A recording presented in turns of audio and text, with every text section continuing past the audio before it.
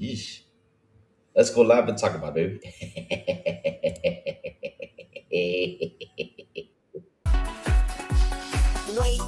Wake up, it's a brand new day. Crazy Lou's here, got something to say. Good morning, gamers, rise and shine. It's time to play, let's have a good time. Morning, gaming community. With Crazy Lou, it's a world of unity. Upbeat and lively, we're feeling so free. In the world of games, we're just meant to be. Grab us coming and eat a scene. Crazy Lou is ready, it's a gaming scene. Froomies trading people, worders skin. All recent gaming, go race and pay top mean. Good morning, Dom and Louie. It's a world of unity. Upbeat and lively, we're feeling so free. Initiating launch sequence.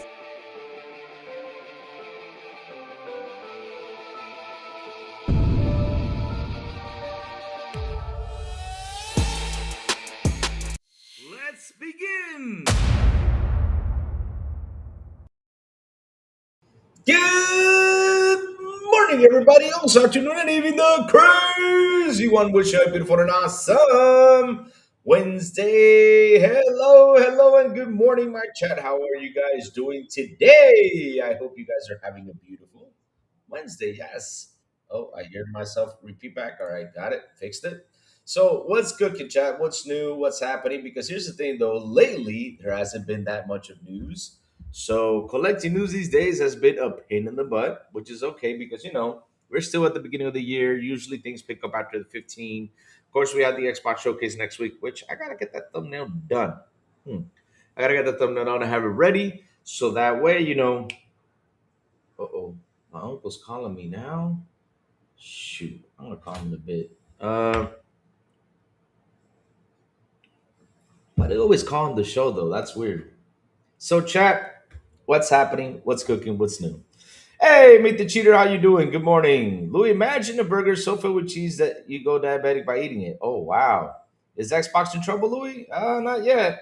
Usually, it's usually in trouble all the time because you know how this news media is. It was grab and the lawsuit. I mean, nah, it has nothing to do with the lawsuit. No. It has nothing to do with that. No. It's a lawsuit that they have against Bobby Kotick. It's all, and something we got to talk about for maybe case shareholders. Nothing like that. No.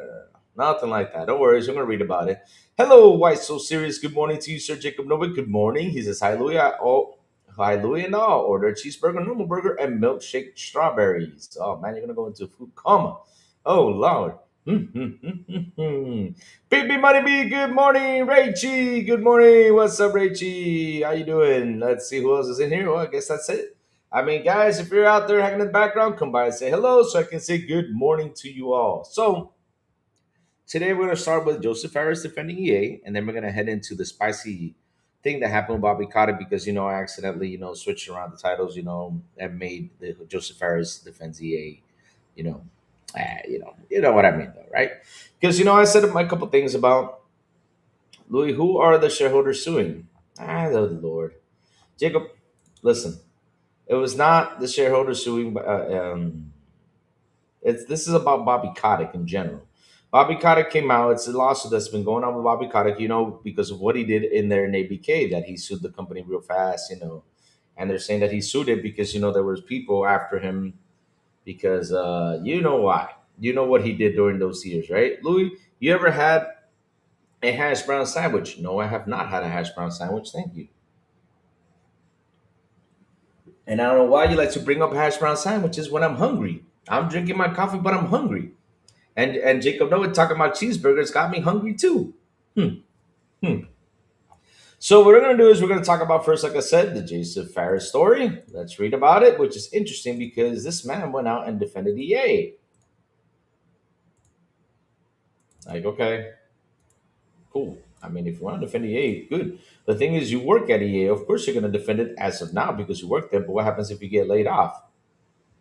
Or, hell, something could happen, which I know, no, I know. It's not going to happen to you now because you're making great games. But, along the way, though, it can happen. which I don't want it to happen either because I don't like to see people getting laid off. It's something that really pains me to see a studio shut down or someone being laid off because of something. Man, that sucks though. But at the end of the day, though, I know you're defending it, which is cool. No problem. I get it. So let's read about it. Yeah, pizza taco. Oh Lord, here we go with the food. Trying to make me hungry this early in the morning. So I'm hungry now. I mean, who's not hungry? Then I better talk about pizza, hash browns, and all that stuff. I mean, we should just call this a Good Morning Food Channel. And we should talk about food, talk about hash browns, and no, Lord. Isn't Bobby the guy who wants to change, who wants to charge you per bullets in game? Yes, sir. You know how Bobby Kotick is. You know, wants to get rich out of everyone. Yep. Hmm. So Josef Fares goes out there, chicken wings, fried Louis. No, I don't. Nobody wants to find me. EA is getting more shit than they deserve. Split Fiction director Josef Fares defends Hayes Light's publishing partner. Fares says every publisher makes mistakes, but EA has become the bad guy. Yeah, I gotta say, when it comes down to this generation, though, I mean, it's the thing is, there's a lot of people who have lost a little bit of trust, who has lost a little bit of faith in these companies because of the way they're releasing games and doing stuff. Pretty much right now, you guys gotta earn the consumer's trust. Because even me, because I was a guy who used to buy games day one and everything. I mean, EA had a game, buy it day one. If we had a game, buy it day one. I was that guy who bought games day one. Now I'm like, it's too good to be true. Every time I see it on screen, those trailers, and they look amazing. I mean, I'm telling you, you see them, you're like, wow, this thing looks so beautiful. Then the game comes out, looks like shit. I hate when that happens. So let's get into it. So Hayes Light Studios founder Josef Fares has defended Electronic Arts, saying he believes the publisher has been vilified more than others. I mean, bro, I don't believe he has taken the harsh punishment like Ubisoft has been taking punishment. Ubisoft is called Boogie Soft for business, and Bethesda they call it what was the name? Yeah, Bethesda had another name for bugs though. I forgot. Bethesda or something like that. I forgot the nickname they gave Bethesda, but I know Ubisoft they call it Boogie Soft because of all the bugs it has. So I guess Ubisoft has more. Yeah, EA has polished all three Haze Lights games to date: A Way Out, It Takes Two, and Split Fiction. And Fares is adamant that his studio relationship with the publisher is a strong one. Nice. In an interview with the game business, Fares was asked about Haze Light's relationship with EA, given that the studio has a reputation for being rebellious and EA has a reputation as a large corporation. Bethesda. Thank you for that, Jacob. Yep. Fares replied that the partnership continues to work very well in his opinion and that he believes EA gets more criticism than it warrants at times. I mean, this generation, there's been, let me see, like two or three probably criticism against EA though, or four. I add four to it. One criticism was the Battlefield 2042, which sucked. I mean, when it came out, it was a horrible game that came out. And seriously, I know that they fixed it and it got better a year and a half later, which is good. I'm glad they fixed it. But still, at the release, it was a bad release. That was one criticism they had. Another criticism they had, which one was it? Titanfall. They did not make a Titanfall 3. That's another criticism they had. Seriously? No Titanfall 3? No Titanfall 3. Seriously? And also, they canceled the Dead Space. The third, what was the third one, though? I know there was like two or more or something like that. The buyout, people are criticizing that buyout, which is insane. That buyout that is happening. A lot of people have difference of opinion. We have a friend here called Jacob Novik. He has a difference of opinion about that. A lot of people do too. Some people don't care, but some people are like, yeah, why them though? And fourth, y'all keep shutting down studios. That's like pretty much the four criticisms they give you. Pretty much, yeah. Pretty much, that's it. Basically, what's happening nowadays with every company. But okay, so there are a lot of people, there are a lot of great people at 88. Nobody talked about the people there, but it's okay. He explained they know how we work. They respect it and leave us be. Let's be honest, that's not a publisher in the world that hasn't fucked up now and then. We know that. Sometimes I feel that he is getting more shit than they deserve. I mean, come on, Nintendo, Microsoft, Sony, everybody's done something that's not good. But for some reason, EA has become the bad guy. When has EA become the bad guy, though? Why the fuck would they make another Titanfall and Dead Space game when they can't when it didn't sell well? EA isn't running charity. Blame gamers for that, says Ubay. Oh, Ubay, here's the thing though, right? Here's the thing though. I'm just talking about what the criticism is about. I'm not saying that I'm defending, they should have made it or not, because let me tell you something, right? Titanfall should have gone for a third one. The problem with Titanfall was that Titanfall 2 released in a time where it was fully packed with a lot of stuff in the way, and Titanfall was a very good game. Now, with the other one, Dead Space, right? Dead Space, the first Dead Space, the second Dead Space, they were pretty good, but the third one sucked, right? So pretty much the third one, when was it done? It literally killed everything off, right? It killed Dead Space all over the place.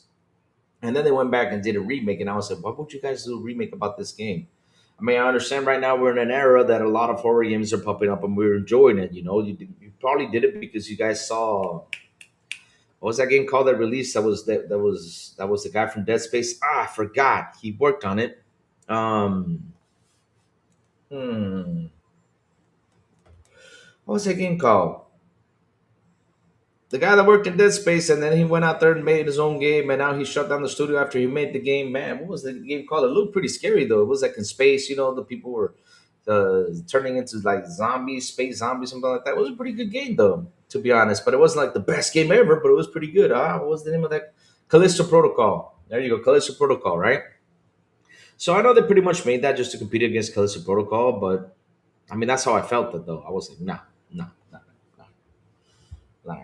I mean, that shouldn't have been brought back, but okay. I mean, if I would have brought it back, I would have brought it back next gen. Next gen would have been perfect to bring that old game Dead Space back, and probably people would have jumped into it. But okay, um, let's keep going. Let's see, where was I?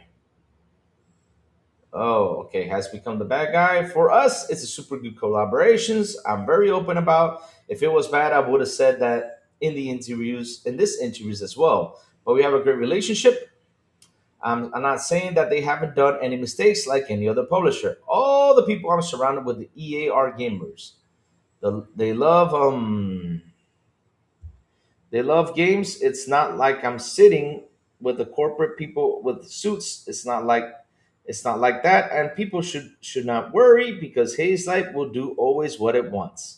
Good for you. Jacob Noble with the 100 super sex super. The RDA buyers, Saudi Arabia government and Crown Prince are against such looking female split fiction as not trying to hate, but do some they look back feminine, do some. Oh, you're talking about the female thing over there? Yeah, it's kind of weird though. Yeah. It's the death sentence Saudi Arabia, no joke. Really? It is? Oh, wow. Crazy stuff with another $20, 26 super. He says, death sentence in Saudi Arabia, no joke. Yeah, that's the thing though. Like I said, some people criticize the buyout. They do. And it's okay to go ahead and criticize. But, like he sits there and tries to defend EA. I'm like, okay. I mean, I'm still trying to understand why are you defending EA so much? I mean, you said it. All companies have done something wrong, which is normal. It's okay. I mean, everyone steps on a rake. We understand that. But when I sit here and I look at it, I'm like, how many times did EA get criticized along the way? I know they got criticized for Battlefield 2042. They got criticized for, probably for Jedi Survivor releasing the way it did, but either way, it was a really good game, so some people didn't mind it. But yeah, I mean, what else did y'all get criticized for? Well, we're canceling Titanfall 3 and Dead Space, which is okay, but at the end of the day, though, yeah. I mean, it's just the normal average criticism that these companies have been getting as of late, though. And also starting on shooters and stuff like that, And the main thing I criticize from EA, the main thing that really, really ticks me off about EA, that is the thing that I always say, why did you? And that is that y'all shut down studios, right? Y'all shut down studios, and you guys don't go ahead and sell it. I mean, sell it. Let someone take a gander at it. Let someone, grab, let's say Westwood Studios, pick it up, and say, okay, let's work on a big Command and Conquer. They probably could make it better, and you guys can flim by later on and rebuy it again. I mean, if it's on a good state, but that's the big major issue I have with you guys is when you pick up studios, I get scared because all of a sudden it doesn't work. Okay, let's shut it down. We have best deals in gaming. Taste my money now. I want EA to make games I like. Yep. Hmm. That's what we want. But they have been making very good games. I mean, this generation, when it comes down to EA, though, and I look at it, I mean, you have, let's say, how many games have they released? Like six in total? This generation, I think six or seven, right? I think it could be six, seven, or eight, right? But for example, Jedi Survivor has been great. The Battlefield 6, great, except for the story. Those stories suck, though. I mean, they should have gotten Steven Spielberg to sit down and make a story. I don't know, whoever, because that campaign sucked, though. I gotta say, it's so boring. I'm not even playing it. Like I was playing it, and I'm. It's not like, oh, I want to go back to play it. Nah, doesn't even intrigue me. What else?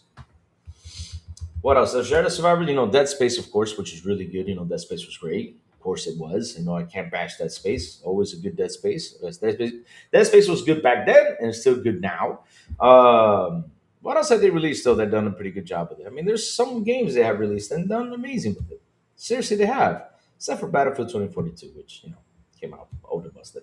Split Fiction is another one. Of course, that's four. I mean, bro, you guys are cooking.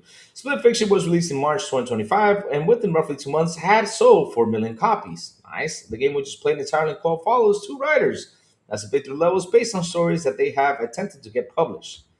Split Fiction is visually streets ahead of its predecessor, It Takes Two, but mechanically the two games are very similar. BGC's Split Fiction review says the game is occasionally in danger of verging into repetitive territory with its constant shifting between two main environments, but its healthy selection of varied side stories and its constantly changing mechanics ensure its gameplay remains engaging and entertaining throughout, even if the same can't always be said for its story. Last month's Electronic Arts proposed sale to Saudi Arabia's Public Investment Fund was approved by the company's shareholders. The takeover now require approval from government regulators to be finalized. Should the acquisition be approved, Saudi Arabia's Public Investment Fund will own 93.4% of the EA Sports Battlefield and Sims publisher. Silver Lake Partners, an investment fund run by a U.S. private equity firm, will own 5.5% of its shares. Mm-hmm. Yep. Ah. So it's like what I'm saying, though, right? I mean, good article. I understand it goes out there and tries to bring the good about EA, talk about the good about EA. Like I said, like the only big thing I criticize a lot about EA is that they buy studios and I get scared because they shut down along the way. That's the main thing I criticize, and they don't sell it out to let someone pick up and do something about it. Because heck, at least Microsoft did it with the studio behind Hi-Fi Rush, which I was like, wow, that's pretty good. At the end of the day, you guys shut it down, but you guys sold it and let someone grab it and try to make it better. And if you guys want to rebuy it again along the way, you guys can negotiate rebuy it again when it's in a better state. But you guys didn't want to deal with it now. But like I said, that's the only thing I criticize about them. And like the major criticism I have about them was is shutting down those studios and games, and also, right, that yeah, just make more games. That's it. Oh, Titanfall 3, of course. I got mad with Titanfall 3. Mm. But here's the thing, though, Jacob. You gotta understand something, right? Joseph Fares can go out there and talk about the buyout, but remember, let's say if there's 100 shareholders, and out of the 100 shareholders, 98 vote yes, and the owner of EA votes yes, and everyone votes yes. That's it. I did read your three chats. I did. How did the defense even begin? No, but being gives you a death sentence. Not joking here, Louis. Read my three chats. I know how it is. I know how it is over there, Jacob. I know how it is over there. But the thing is, though, Jacob, right? If the shareholders approved and the owner approves, that's it. I mean, no matter what like the employee status or anything, it's been approved. Crazy Louis Tower, Crazy Louis Star Wars Outlaw was great. Really, that's good. I'm glad you're enjoying it. I don't know if I'm gonna play it though. I don't know if I'm gonna play it because look, I got Dredge to play. I'm playing Arc Raiders, which last night I got pissed off at Arc Raiders a little bit, which is okay. I died because heck, it happens. Yep. Because some of the censorship with Saudi Arabia, but there has been more any instances of what that happening before, and they've been involved in gaming for a while now. Yeah, they have been involved in gaming for a while. Yeah, yep. I mean this, Louis. I mean Joseph Fares are better hating on the EA buyout because it will lead to censorship of Hazel Lights games. I don't know. I don't think they will send. I mean, it's already out there. I mean, how what are they going to do? They're going to, because here's the thing though, Jacob. I mean, it's funds, right? So if the game is already out, the game is already selling, the game is doing really well, and it's bringing in the cash. They don't care. They don't care because how? What are they going to do? Give them the funds to go ahead and spend that money to tell Joseph, hey, Joseph, censor this whole game. That's going to cost them a lot of money. It's going to take them time to, and time to censor all, because basically it's the whole game. I mean, you have these two main, because they're their main characters running around doing stuff, and yeah. Mm-hmm. Chat, hold on a second. My uncle keeps calling me. Hold on. 1 second, chat. 1 second. He just keeps calling me.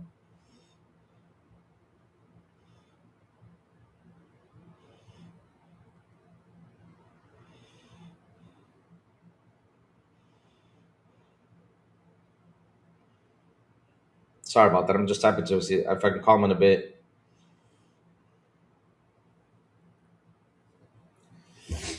So I have 155 hours in Arc Raiders. I Rio's gamer. Oh, nice, nice, nice. They banned Final Fantasy 16 there because people were sexy. Oh, well, I mean that's one game though. You see, if I was first and sold there 2024. Wow, that's crazy. Let me see what my uncle says real quick. So, hmm. Hold on, chat. I'm reading something that Ecstasy's put out there, but I don't know if it's true. He's saying though. Real quick, let me see what they says. So let me read into it. So Ecstasy says that supposedly, remember, chat, take this as a grain of salt. I'm reading something that Ecstasy's put out there in the news. He says that Forza Motorsport will release in, hold on 1 second, in May. Hold on. Oops. He keeps calling. He gets nervous and starts calling 100%. It says that it's supposed to be, there's going to be a 4-day early access in May 15 for those who buy the premium edition. That's what he says out there. But again, we have to wait till the company announces. Just you guys to know, he said it out there in the news. Probably it's gonna be all over media, but you know how it is. I want anyone listen. Soon it will be too late. Well, Jacob, like I said though, no matter what we say out there, these shareholders plus the owner are pretty much the owners of the company. They do what they want. I mean, seriously, it's hard to go out there and fight this. Especially after the shareholders said yes to the deal, especially after all these guys said yes to this, and probably, Jacob, there is a clause in there that tells them, hey, you cannot censor whatever happens in games. Probably. I don't know. I haven't read the contract though. I haven't seen it because I'm not a shareholder. But yeah, I understand what you mean, though. Leroy Lee, good morning. How you doing, Leroy Lee? What's up, man? What's cooking? Yes, the sky is falling. Won't anyone listen? Yeah, but I get what Jacob is going though. I mean, we have, because look, guys. Here's the thing, though. It's okay to say things. There's no problem with saying stuff because at the end of the day, you got this country buying this American company over here. And of course, this country has its own laws and has its own things, right? And you're curious about what are they going to do about this and that. It's okay. There's no problem, talking about it. Because at the end of the day, we can talk about it, but will it make a difference? Probably. Probably it will. Probably it won't. Yeah. Sensory is bad for business, and this is an investment for them. They won't touch it. Who knows? Who knows? Who knows? It probably will. It probably not. Well, the Xbox show just innate more money. Save my money. No, y'all. Say how can we know we censor? Trust me, they will. The BF6 bad guys looks like. Oh Lord. I wish they would stop opening their mouth about for a damn click or view. The show is literally days away. Yep. Crazy Louie, I just going to see you on FZ6. Mm-hmm. Mm-hmm. Mm-hmm. So, chat. That's what happened with the whole EA conversation. The man went out there to defend it. because they get a lot of slander. I hate them too, Safo. I hate leaks. It happens every time there's an Xbox show. Yep. I know. That's the thing I hate the most, Safo. It happened to me with Doom. When I saw Doom being, because I was always expecting Doom to be shown. Like, oh, yeah, I hope they show Doom. I hope they show Doom. And then they go out there and say, well, Doom is about to be shown, and that literally ruined the surprise for me because now I know that Doom was about to be shown. I wanted to be surprised that I see Doom, the Dark Ages, slide, shine on my screen. I was going to be super happy. I was like, and go crazy, but I was already ready for it. Oh, man. People need to stop leaking things and surprises for everyone who wants to be surprised. Facts. Doom was great. I wouldn't say that great though. Doom was good, and I'm a big Doom fan. I love Doom to death. But this Doom, yeah, yeah, yeah. It doesn't mean they won't censor. Well, Jacob, I mean, we're gonna find out along the way, man. I mean, listen, the shareholder said yes, the owner said yes, everyone said yes. Let's see what goes along the way, man. Let's see. I can't predict things right here, right now, as of everything that's going on, because hell, the buyout hasn't been gone through. I mean, they probably remember they got to go through regulators. So let's see how that goes, though. And then the show comes. There's nothing to be excited about because it's all leaked. Yep, they censored EA Games, tanked the company, and their investment. Where does it make sense? No, but he's right though about that though. They are really, really, they really are. What's it called? Not screwy. What's that word though? There's got to be a word for it. I don't know how to say it though, but they're really, really, really, when it comes down to that, they're really strict. That's the word when it comes down to that. Strict when it comes down to that. So yeah, of course, like I said, Jacob has a right, to talk about it and say, well, they can do this, they can do that. Yeah, Doodle Gardens is the best Doom game so far. What? No, you bait. No, no, no, no, no, no, no, not true. No, not true. The best Doom game out of the three Doom games that came out was Doom Eternal. That is the best Doom game because seriously, you feel like you're Doom guy. Because every time you go into a level and an area, you're in an area where it feels like you're doomed, right? You're in this arena that you feels like you're doomed and you got to survive this doomed area. Doom the Dark Ages was pretty easy to run around and do stuff. And of course, with the shield, once you got add those counters down, which is really easy to counter, you're done. But yeah, that's how it is. How much of the game did you play? I finished the game.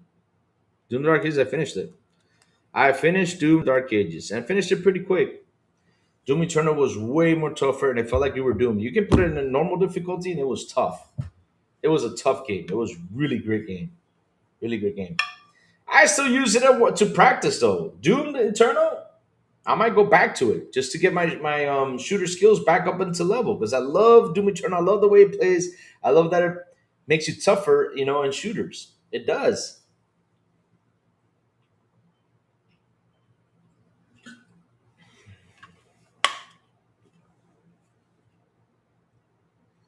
Ah, but that's the point about Doom. You gotta survive, baby. You gotta survive. That's the point about Doom, you baby. You gotta go around and survive. That's why it's called Doom. You're doomed, man. You're facing evil. You're facing all hell around you. You're supposed to feel that doom and gloom thing. That's the whole thing about Doom. You gotta feel it. You gotta feel that tension. You're doomed because you're facing hell itself. This one was like, okay, it's easy.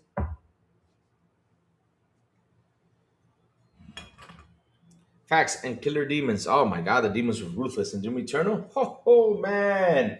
I mean, that guy with the shotgun and the shield. Oh my god. You had like a small open window to shoot him at. Dear Lord, I played Doom 2016 and beat it for the first time before the Dark Age release. Loved it. And Eternal. And was shocked as the guy is calling King Novik when my first IRL name is Novik. I didn't feel like Doom guy should die in 3 shots like you would in Doom. Yeah, I mean, I felt it that way. That's good. Because that's the thing, though, right? Listen, we probably have different tastes when it comes down to Doom. But at the end of the day, I've been playing Doom all my life. I'm telling you, I started in Doom 1, Doom 2. Doom 2 is my, like, all of them, Doom 2 is my favorite one. Doom 2 is my favorite one. I mean, the other day when I was in California, I went to visit this antique video game store, and they had Doom 2 playing on the computer, really old computer. And there was a couple kids there, and I was like, "Here, let me show you a trick." And I gave them the code. They were like, "What? I'm God mode. I got all the weapons. All right." They went out there, used the chainsaw, and did everything I did when I was young. And you know what? I was proud of myself. I said, "Look at that. They're using the cheats I used to use back in the day." But man, the best one, the best one, like I said, for this generation is Doom Eternal because it was tough. I really felt the Doom. I really felt all that stuff. Doom Eternal made Doom guy feel way too, and that's the point though. That's what I loved about it. Because the thing is, remember, you Bay, Doom guy is human. So as he is human, he can't be all God mode like. So him running around doing what he did and doing the best he did in those arena fights were awesome. It kept you, and not only that, it made you sweat. It was like an exercise playing that game. It did. Duke Nukem and Serious Sam were also. Oh Lord, Duke Nukem was great though, but man, they really ruined it with that Duke Nukem. Was it forever? Oh Lord. Mm, mm, mm-mm, mm-mm, mm-mm. Halo also. Serious Sam, yeah. The thing is, I remember when I got Serious Sam, I went to a place where they were selling like pirated CDs, and I do not condone piracy, but I was really young, of course, I didn't have the money, so I went over there and got the CD, and when I popped it in, all of a sudden,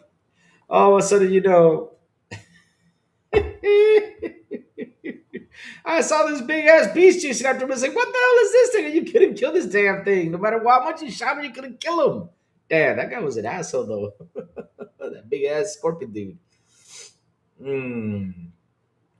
I know Doom guy is a god killer. He faces the devil, but listen, by the time he gets to the devil to defeat him, though, he has to get tough along the way. I can't have Doom guy be God mode since the very beginning. I'd rather I'd rather the enemies be God against him, and make him tough along the way because that's why you have the level up system. That's why you get the skills like the weapon skills and everything to make this guy a beast, though. A sequel to Dark Ages, which is another prequel to 2016, was teased by Ugo Martin, game director. I think we will end off with the whole trilogy before 2016. I think they should go to Doom 4 though. I don't think we need another prequel though. Mm. Demons fear only him. That's not true. Demons don't fear him. Demons want to eat him though. Dooms they want to eat him though. I mean, they want to go after him and eat him up. Those demons are ruthless, man. Oh my god! In Doom Eternal, they were ruthless. They were mean, ruthless. They just wanted to go grab him and just eat him all up, man.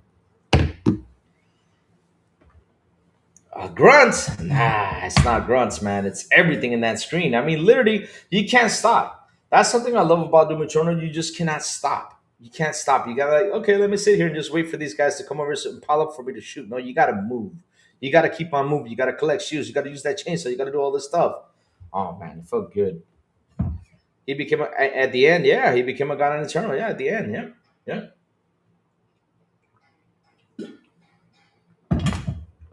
And man, facing that devil was pretty cool. I like that. Spoil. I don't. Nah, I don't want to give spoilers though. But yeah, let's move on our chat because enough Doom talk. Because if I can sit here and talk hours about Doom, no joke, because that's one of my favorite games. I mean, like I said, I have. If I get a handheld right along the way, I'm gonna have Doom 2 installed because that's the game I always play. I even have Doom 2 installed in my office. Like every time I want some downtime, I just log in and play it, and then just go through it again. But yeah, I love Doom. It's one of my favorite games in the whole world. How many of y'all chat still buy physical? Well, I gotta tell you something. I got suckered to buying DVDs the other day. Look what I bought, chat. It's been used. I got DVDs, and look what I bought. I said, you know what? They're a really good price though. They're $3.95. So I got Batman: The Dark Knight Rises. I bought Batman: The Dark Knight, and I bought Batman Begins. The 3 Blu-ray disc I bought. I decided I got suckered into buying like a couple physical, and someone saw it and they said, that's gonna collect more dust in my house. I'm like, so it's the Batman trilogy. You have to get it. The great Batman trilogy from back in the day. Yeah. Yep. That's what I bought physical. That's like, and it's been like what? Since I bought like something physical, it's been like huh. Yeah, it's been like 11 years I bought like DVDs or something. And so I saw them for $3.95. I said that was a gander. Let me go pick them up. And one says this though, and I was pretty mad about it. Let me see, what does it say though?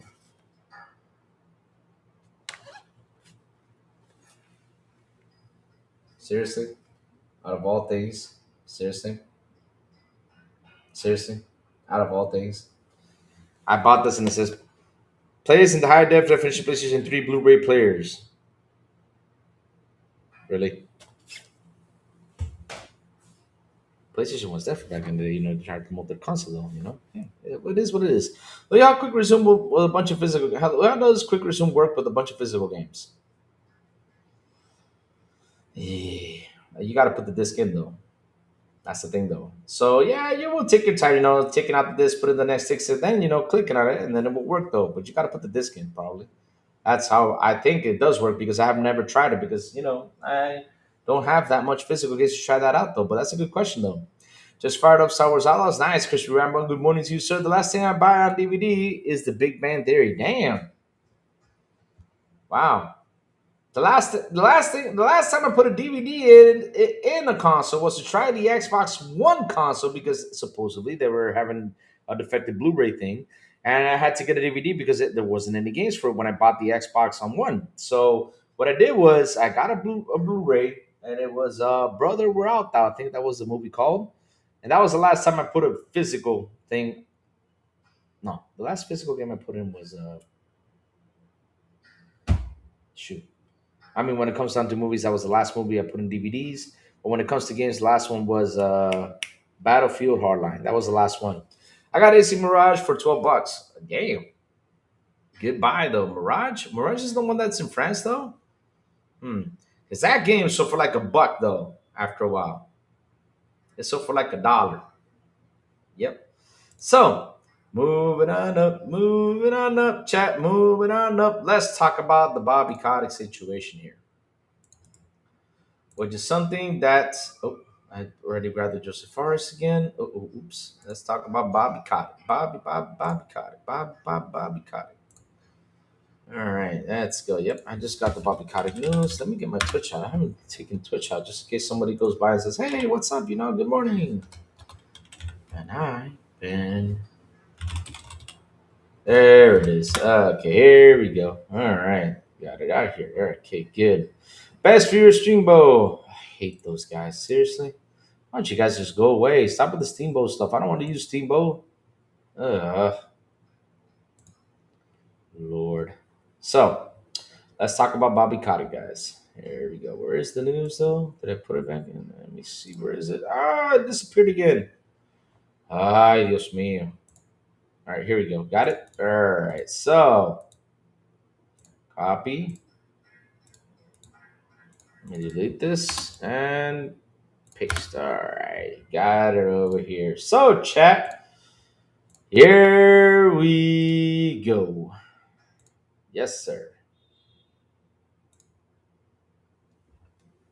Steamboat Louie. Wasn't there a wrestler called Steamboat? Oh, that was Tugboat. Yeah. He was a chubby dude. He wrestled back in the day called Tugboat. Pretty cool guy. He was with Earthquake, and then he was called Typhoon. First it was Tugboat, then Typhoon, something like that. Pretty cool.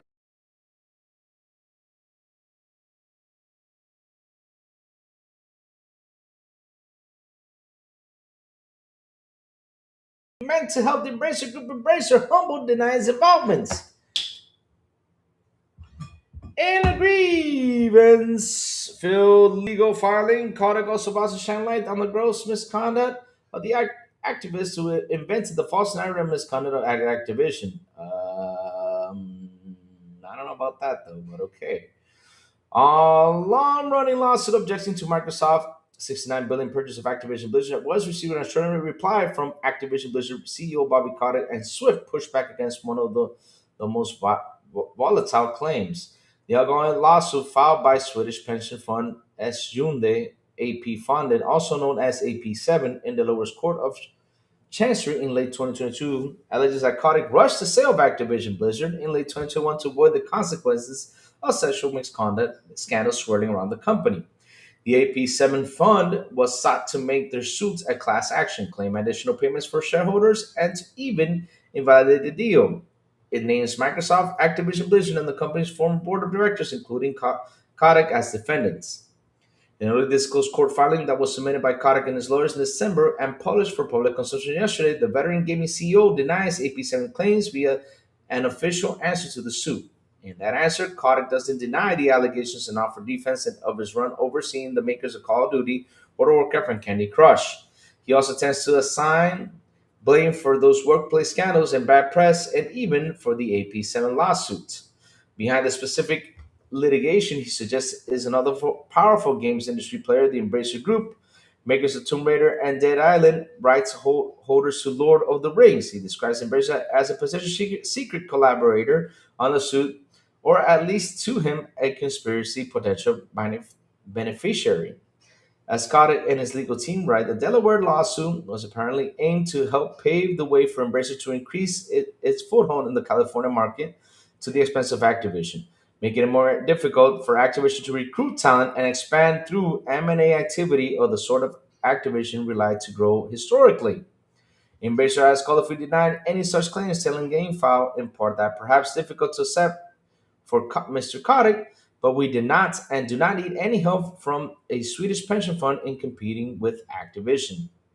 This is why, folks, we have gotten to the part where Kotick suggests the plaintiff should be thanking him. That's it.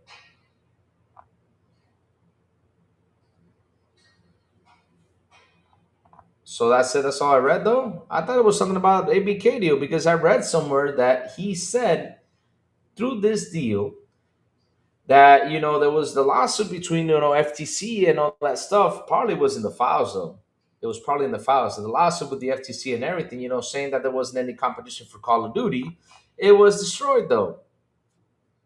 Who wrote this article? I did not know.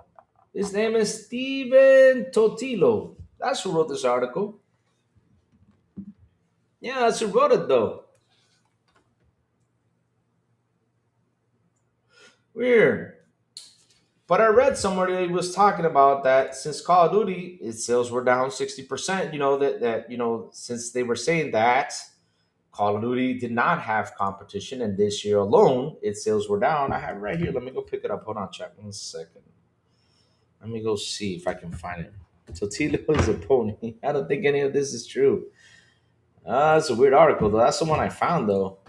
Hold on a second. Let me go see if I can find the whole where Bobby Kotick says that, ABK, because it's supposed to be every time I clicked on it, it opened up to this article. I think it was a clickbait article, though.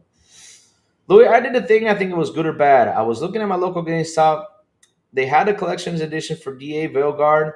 While game is questionable, CE is nice, and it was only for 40. So what happened? Did you buy it? Did you not?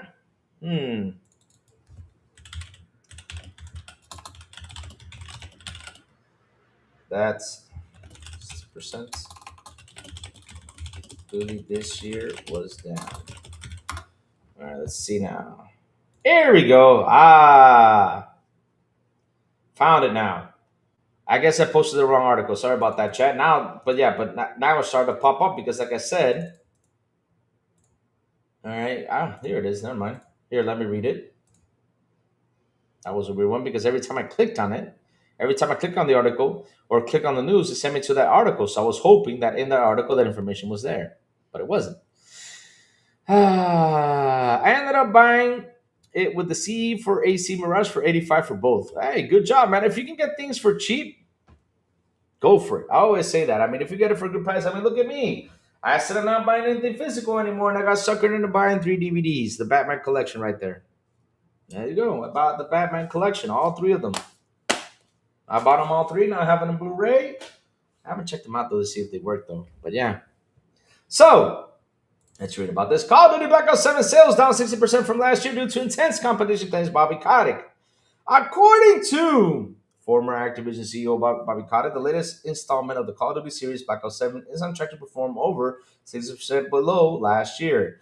The game's launch would also compromise with Warzone and Black Ops 6 has been a historic low peak player count on Steam, reaching a 24-hour peak of 38,974, ranking below Rainbow Six Siege X, Team Fortress 2, Dead by Daylight, Elden Ring, Night Ring, and even the recently registered Geometry Dash.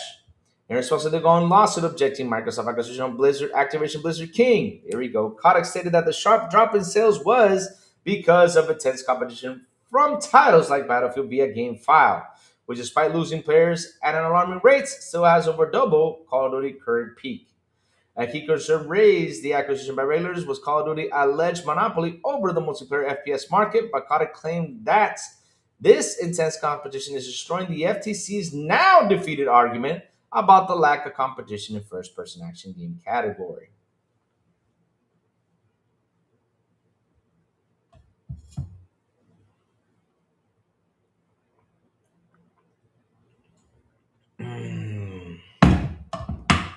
Yep. Console sales are at all-time low, and Call of Duty sales are all over 60%. Or off over 60%, sorry. While it's clear that Black Ops 7 is underperforming, with back-to-back release strategy now being scrapped and steep 50% discounts for the month after launch, Kotick did not provide any evidence for his claims, nor Activision or Microsoft review any sales figures that would corroborate his statement. However, Kotick did note that console sales are at an all-time low. And we know that the Xbox sales are down by 70%, with 2025 being the company's worst year on record, according to analysts. Still is worth taking that 60% claim with a grain of salt. But listen, chat, at the end of the day, though, right, for the information we have gathered, because, I see you, Bay, talking about the whole situation that is happening out there with, people using Steam, as an analyst, to talk about that, yeah, the game dropped this much. Yeah, this happened over here. Yeah, this blah, blah, blah, blah, because of the Steam charts and everything, because they only use Steam. But at the end of the day, though, this Call of Duty was not one of the best Call of Duty, right? Was not the best Call of Duty. I played it. Like I said, it's just, if Call of Duty had a horror story, this should have been the horror story. And it was fun playing with friends, really good time. But at the end of the day, story wise, I just didn't care for it. Right? That campaign mode. The multiplayer, yeah, it's more of the same. It's been the same for a while though, to be honest. But look, what I liked about reading this is that the whole thing with the FTC, and I remember they're saying that they're going to monopolize and that Call of Duty does not have competition. I always said this: yes, they do. Fortnite is kicking his ass, of course. Remember PUBG when it released back in the day? That was something that was high, big, competing against it. I mean, PUBG kicked his butt. That's why they decided to run and make themselves a battle royale. Because of that, they needed to keep Call of Duty popular, because if they did not, let's put this scenario in. Let's say Activision Blizzard did not do a battle royale, they would have been done and gone right there. They would have been done and gone. Yeah. If you calculate 360 a year, you can get many games for that price. People got to quit using Steam charts for COD. It's never being big storefront for that franchise. 100%. The thing is, they use it. They use it because that's like the only way they know if the game actually does well because of Steam. That's the only way they know. But yet they don't follow Circana. They don't follow those stuff out there that Circana actually tells you what people have been actively playing, how good it is, how many people are coming back to it. Like, like the weekly active users, the monthly active users, what was the thing that was played, mostly on consoles, on the box and everything, and it's a different story. Because one of the thing is, chat, remember one thing though, PC gaming right now is where a lot of people have gone to. No joke. A lot of people have left the console area and jumped into PC. They have, little by little. I always talk about how growth has been stunned when it comes down to console. And look, maybe last generation it did surpass 300 million. Probably did, 100 to 150 plus 120. That's two. What is it? 150 plus 120? That's 270 plus 60. Yeah, 310, 320. They probably passed 300 million. But man, look how long it has taken to get to that point. And now this generation is not looking pretty because of the console prices and how high they are, though. But yeah. But at the end of the day, though, right? Call of Duty does have competition. The thing is that people need to sit down, make a game to take down Call of Duty. That's all they had to do. Simple and easy. Just do that. I don't know why people are so afraid to go out there and make something good. I mean, do it. No problem. Just go ahead and do it. Do it.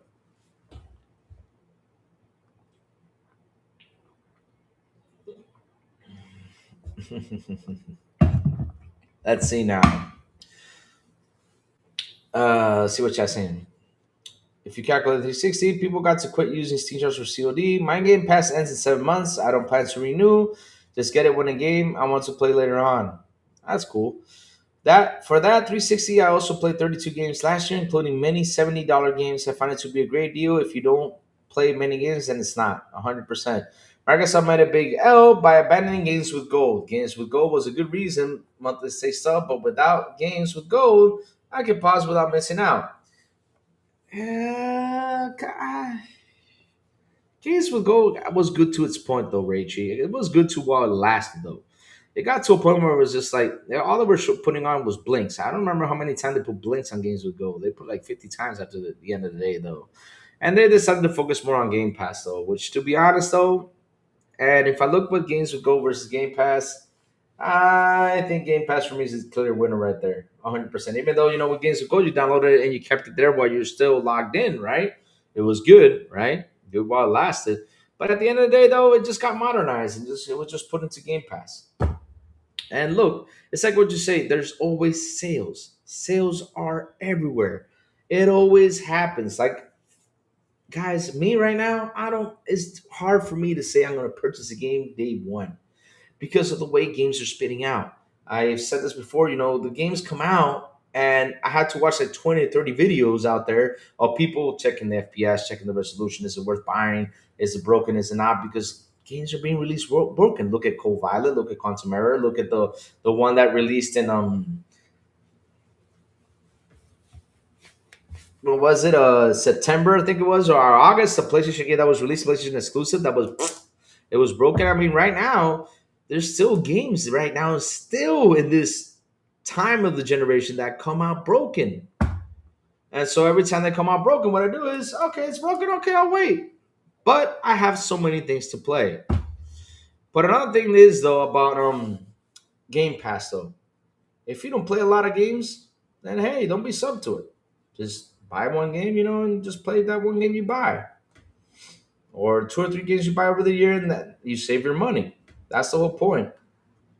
But like I said though, remember, chat, and trust me when I say this, the price tag of the $30, everybody's like, oh, it's too expensive and everything. We said it. But if the games come back to if the games this year alone, they start pricing them at 80, everyone will be like, well, Game Pass is back to being one of the best, what's it called? One of the best values in gaming.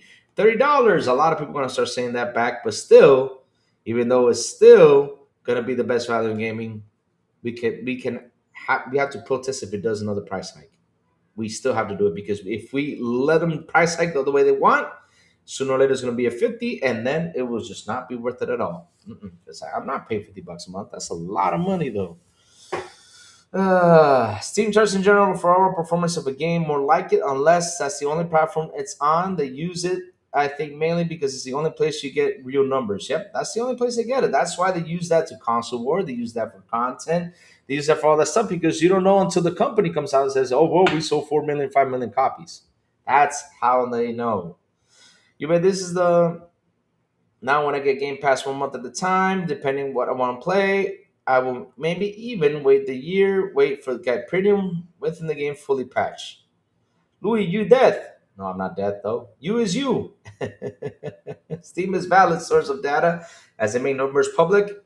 You had to look at it at the whole picture though. Because the thing is, people aim and they grab it and they use it, but they're using it the wrong way though. That's what Ube means, though. They're using it the wrong way. And it's a way to go out there and console war or talk positive about the game.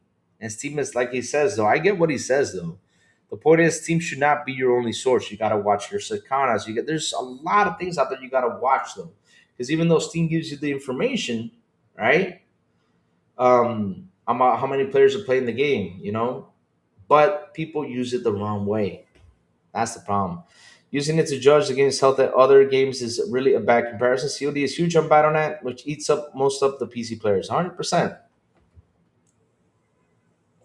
How does Carter have exact figures? Isn't he long gone? Well, he probably heard about it. He probably heard about it or talked to someone who worked in Activision Blizzard. I mean, there's people in there that leak information. I mean, you know how it is. Yeah. You know how it is. You know how it is. Let's see now.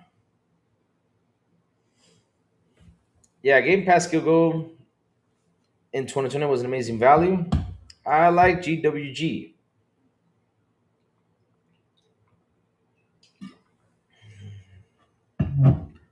I call be on Game Pass being too expensive. Yeah, it is expensive. Game Pass is expensive. $30 a month.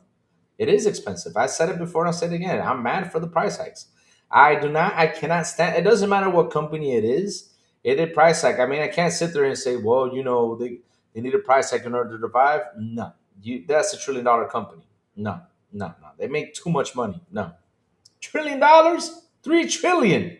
It's not even a billion. It's not even it's trillions. Those guys make a shit ton of cash. Hmm.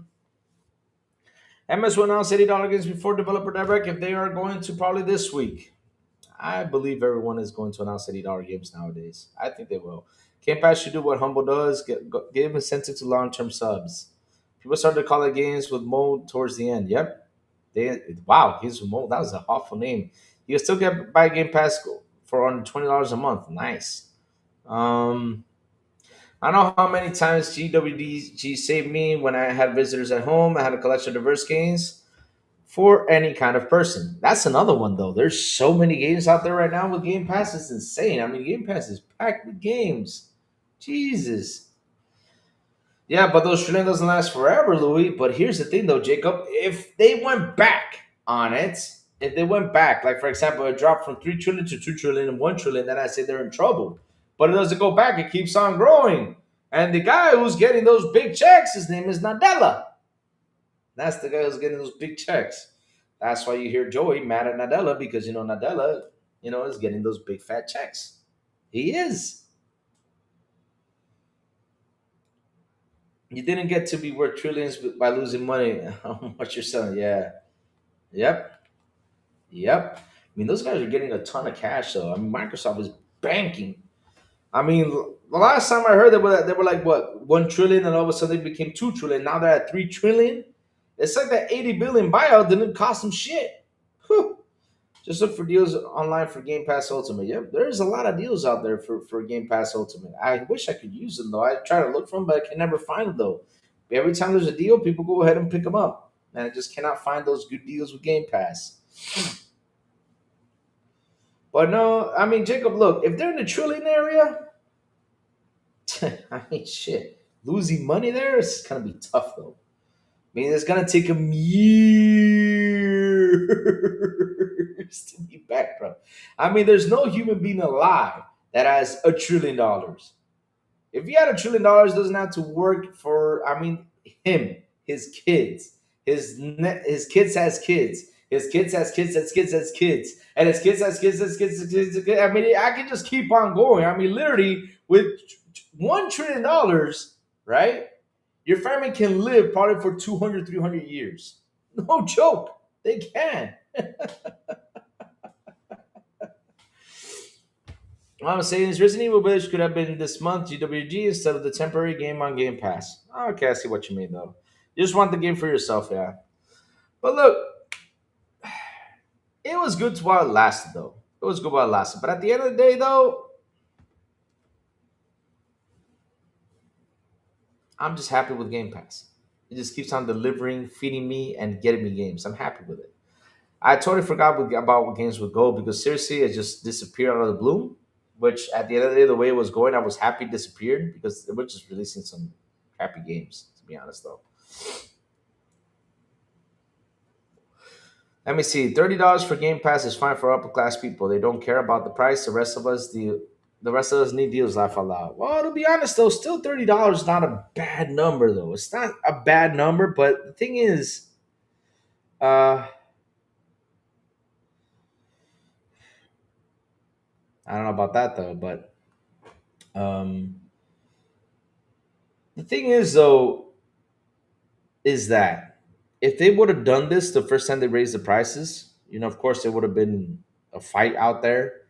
But they just keep on increasing, and now the question is, will you keep on increasing? That's the question that people are asking though. Why do you want to fire me though? Armor for $3 is a bit not a big deal. People send more on a single Grub Hub order because their lazy asses don't want to drive 5 minutes. Oh Lord. No, you may look. Like I said, look, $30 is not too bad though. And to be honest though, they would have established just a couple years ago would have been better instead of them saying, okay, we started at 12, then 15, then go up to 20, and then all of a sudden up to 30. I mean, that was something that everybody was like, what the hell? I mean, that's crazy.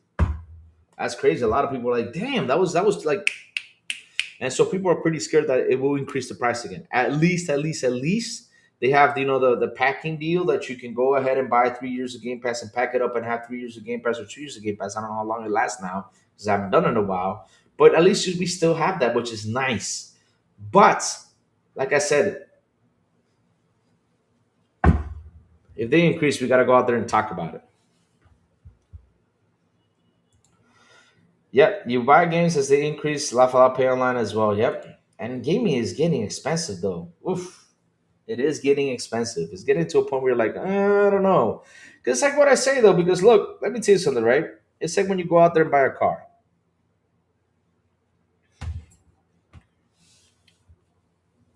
You increase the price of 40 added brand to worth it. You get premium membership with Reforge, AGN, and Dreamcast. Oh shit.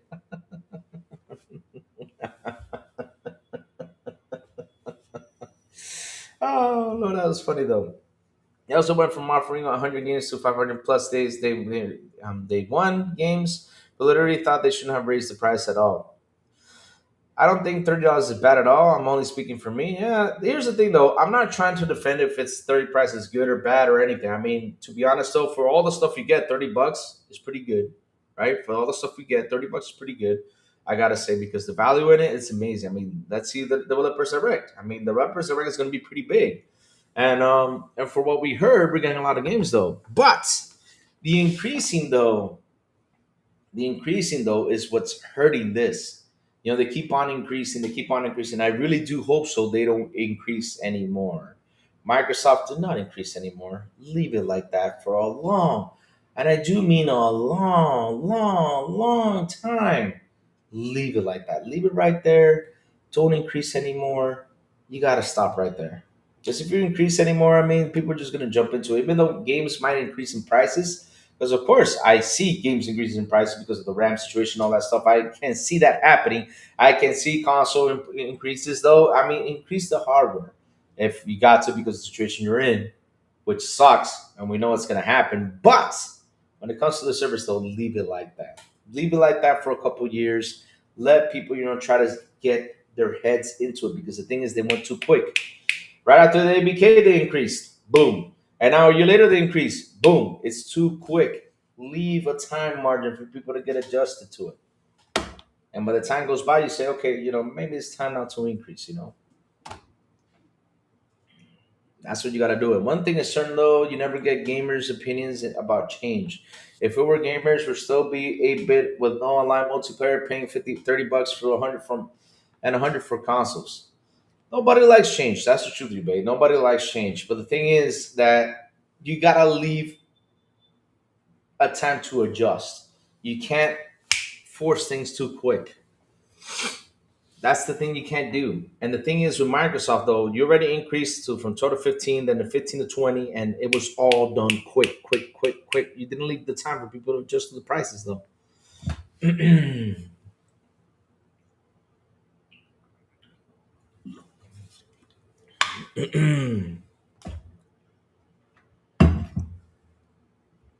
Question: do you rather want $20 for Game Pass without day one games? They increased it because it's not like 2017 when Game Pass had around 127 games in it. The thing is, though, Jacob, here's the thing, though. You got to understand what I'm trying to say, though. Look, I'm not gonna be that guy that says, "Oh, this much money is bad, is good." My problem is increases, Jacob. Increases when they come out of the bloom. That's my problem. So when you increase a product and you don't go out and protest about it and talk about it, and I like that a lot of people went out there and protest. A lot of people went out there to stack. A lot of people protested it, which is good because we got to protest. So that way they know that if you do one more increase, it's going to be a big bomb out there and people are going to be mad. They're going to be furious. Nobody wants increases. We hate it. So if you do increases, you got to have a time frame to increase. You can't be like every year, let's increase it $5 more, let's increase it $10 more, let's increase it this way. It gets people mad. It gets to a point like people are like, why should I pay for this right now? Because shit, it's gonna increase again. Let me go to the cheaper version though.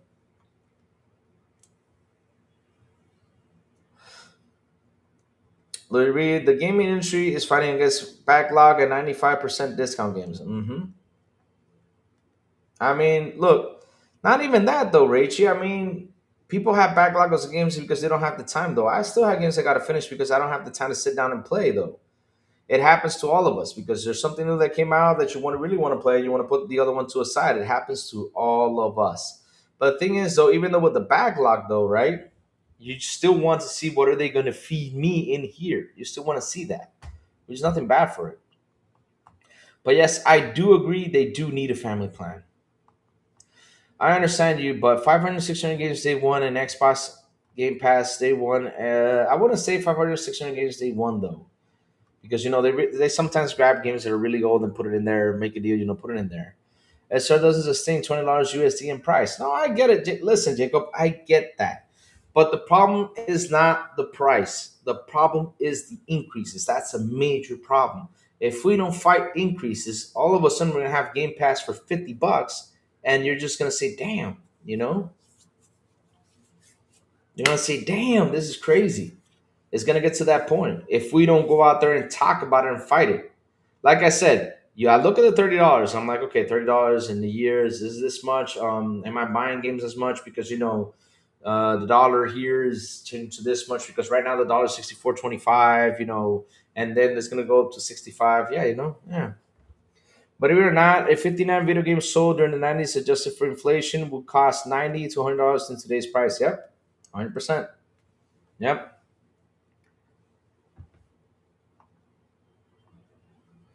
Xbox is fighting against Crazy Louis right now. That's attention 30 people we should be playing Xbox.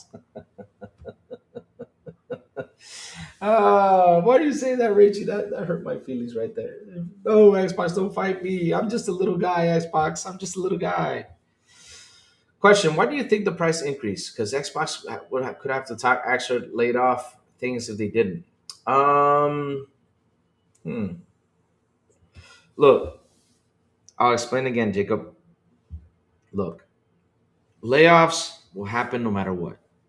They'll happen no matter what because right now we're getting a new technology called AI in there. It's going to happen no matter what. And if companies, and this is what happens with companies, it all happens with bosses, it all happens with anything. I mean, look at the automotive industry back in the early 60s. Back in the early 60s, the automotive industry of the 50s, you have 300 workers in the automotive industry. Now you probably have 50 to 100 workers in there because pretty much everything is automated, right? Now you got machines doing the work. It's less people working in there. It's less problems for the bosses because, they got these people handling these machines, putting cars together. That's how it is. And so layoffs are no matter what going to happen. Now, increases though, right? If you increase something, let's say 22, we had an increase, right? Then a year later we had another increase, or months later we had another increase, let's say. And then all of a sudden, another year later, we have not an increase, we have not a major, crazy major increase right there, right? We had a crazy major increase for $30. Of course, it's going to get people furious because it was just too big of an increase, though. $10 of an increase is a lot of money, though, Jacob. When you look at it, it's a lot of money. It's a big increase. So people start asking, are you going to increase again? Is this going to happen again? But again, like I said, looking at $30 a month for everything we have is still good value. It still is. People are going to use it, take advantage of it. They're going to be happy about, because if they're going to use it, take advantage of it, $30 is still good value. But if we don't go out there and protest and say something, and say, hey, you all got to stop right here for a while, at least for a while, leave it there for a while. You know what I'm saying? Like leave it there for 2 or 3 years, 4 years, let people get adjusted to it, then you can go ahead and increase again, probably $5 more or something like that. And people will get to it because the thing is, you got to get the people adjusted to what's now. And you did not give people enough time to get adjusted, and all of a sudden you increase, it gets people furious. I bet Fortnite Crew includes costs a pretty penny to be included in Game Pass at Fortnite monthly subscription. Yep, it does cost a pretty penny. They increased to 30 something else.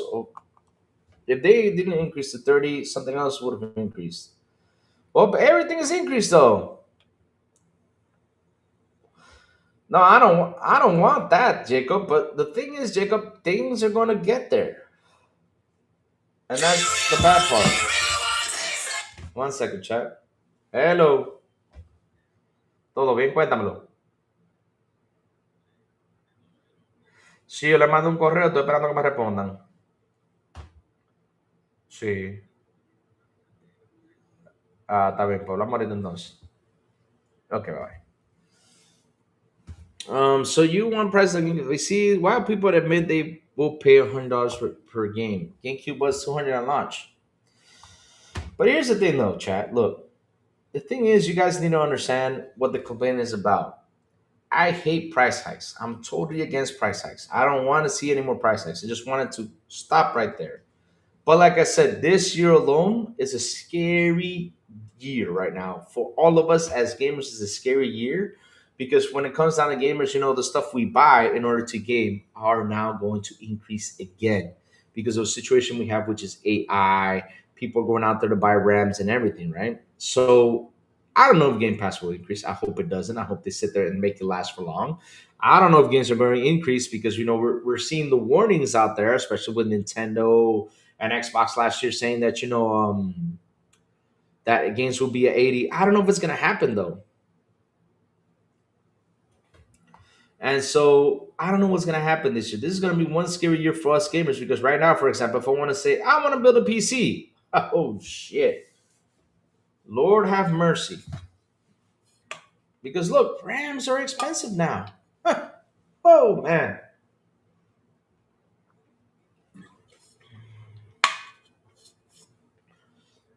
No, I would say though, to be honest though, here's the thing though. This is what I would have done with Game Pass though. Let me give you a little tip right here with Game Pass. This is what Crazy Lou would do, right? If I only game on console, right? Instead of having just the ultimate where I could generally have everything on everything everywhere, right? If I only game on console, at least give me an ultimate type thing like for day one games to be on the console itself. Let's say 2025. At least have what's it called? At least have a hmm at least have an option. That's the word, an option. If I only game on console, just want to pay for the service on the console, I pay for it. And let's say I get to travel and I use the cloud, right? I can just increase for that month and use the cloud while I travel. When I come back home, I can decrease it again, put it to the value of the console. Give me that option though. That would be a nice option to have on your machine.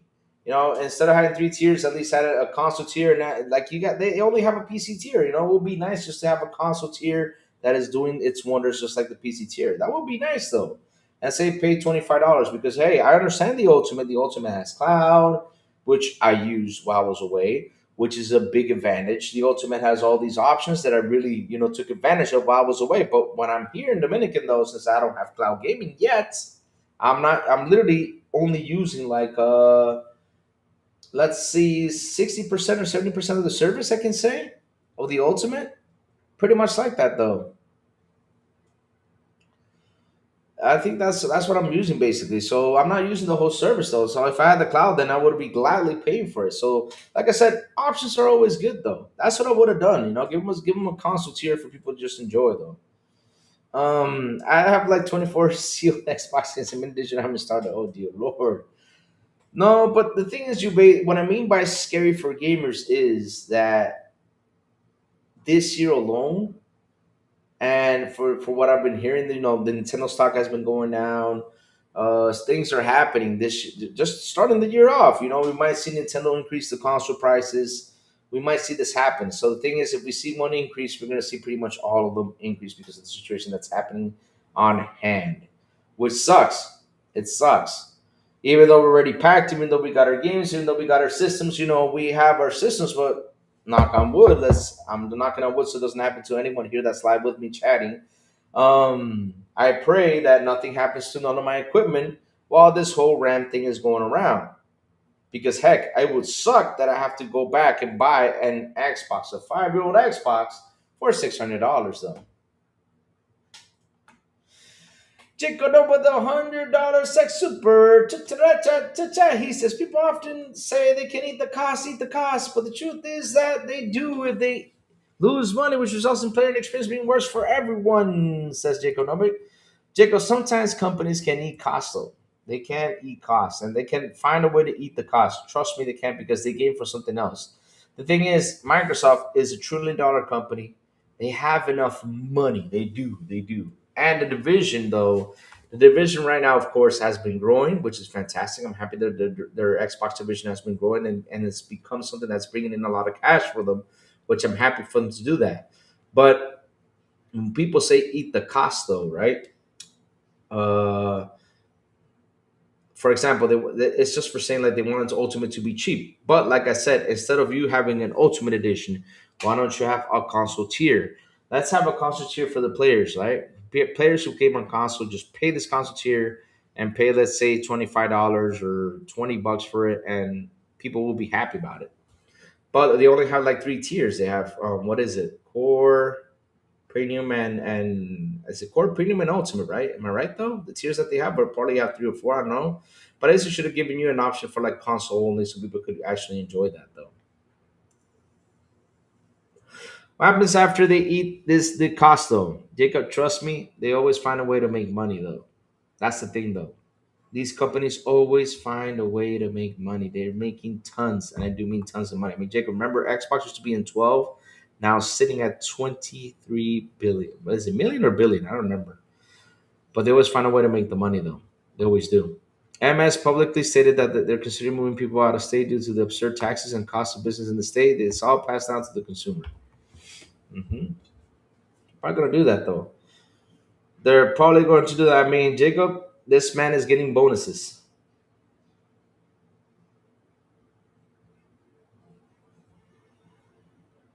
Wow, Teenager comes out. A certain group doesn't like us for some reason I still can't figure out. I'll tell you why, Teen Kill Media, because you guys are releasing bad games and charging people a lot of money for it. That's why. Assholes releasing broken games like that. That's wrong. I'm sorry.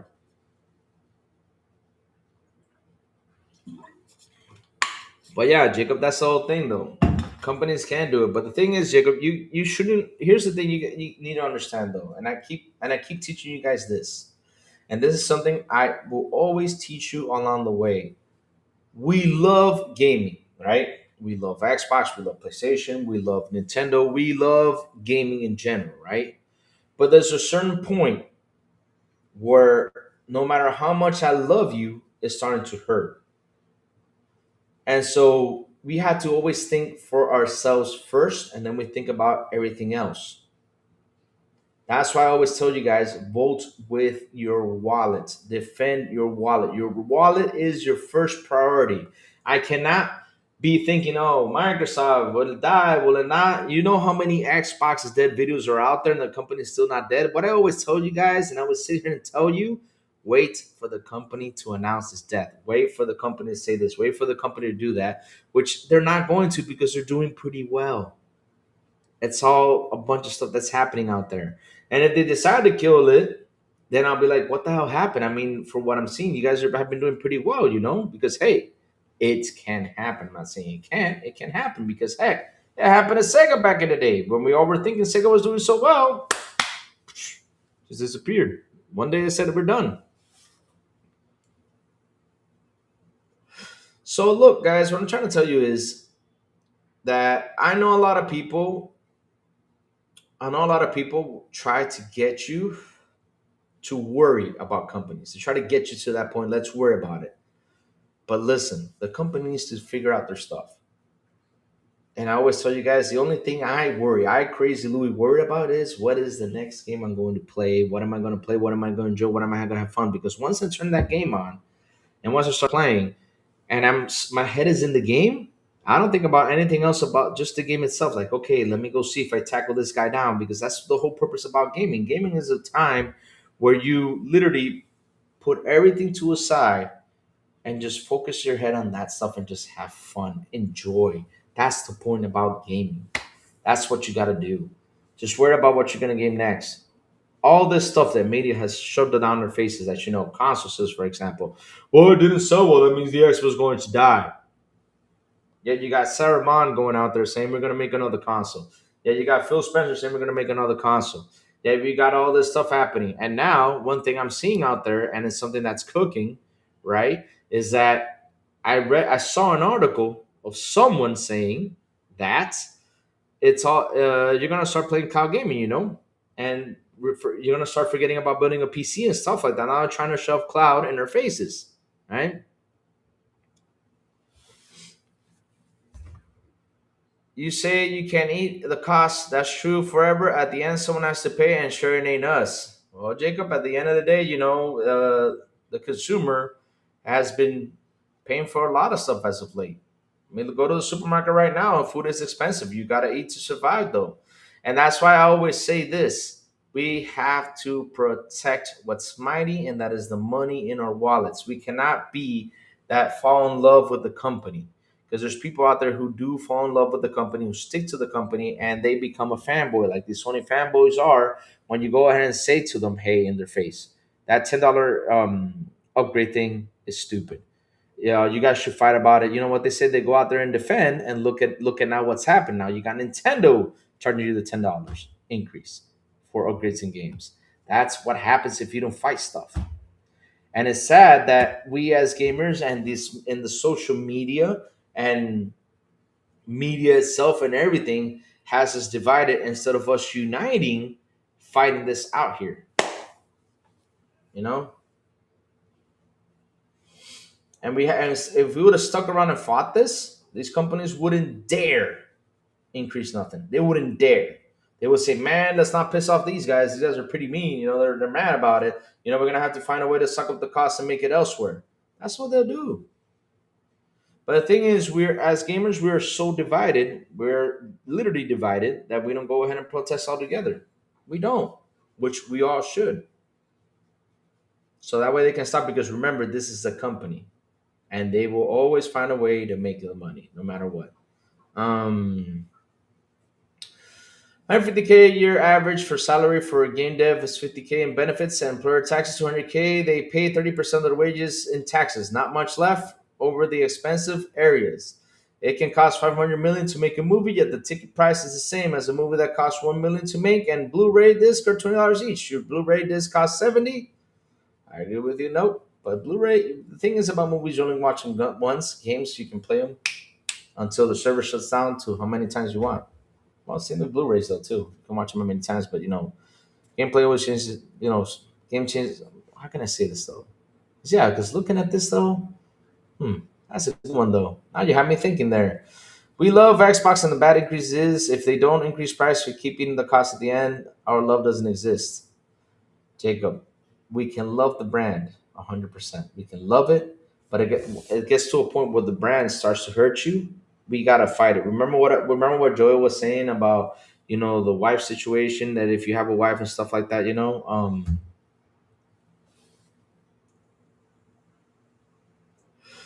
the thing is though, Jacob, that gets to a point where it hurts. And then if you don't sit there and you argue with that couple or with your wife or your spouse, they're gonna keep hurting you. You're gonna get to a point where you get mad and sad, and you're gonna just dump the couple forever. You're gonna say, "I'm done with you." If they just keep eating the cost forever, the love doesn't really exist because the platform won't be sustainable. Jacob, it is sustainable. That's the funny thing. It is sustainable. It's like, Jacob, let me tell you something. Don't you have you ever sat down? Here's an example. I'm giving you a big example. Look at the Nintendo Switch 2 in Japan. Look at the PS5 in Japan. What are the prices of the PS5 in Japan? And what are the prices of the Nintendo Switch 2? Do you think they're not making money over there? Think about it. Think about it. You think they're just eating up the costs over there? Especially Sony and Nintendo, which Nintendo needs to thrive on their hardware sales. They thrive there, and PlayStation thrives on that hardware sale too, because PlayStation is a hardware company, not a software company. So sit down and think about this real quick. Let me just let you think a little bit right there. Think about this. PlayStation 5 in Japan is way more cheaper than how it is around the world. Way more cheaper. It is. And do you think they're not making money from it? Of course they are. You think Nintendo Switch is not making money from the Switch in Japan? Of course they are. Yeah, we have to go over here and swallow all that cost. Let's say, okay, let's say Nintendo Switch gets in Japan it's for 350 and they sell it to the States in 400. I would be like, okay, that's a reasonable price right there.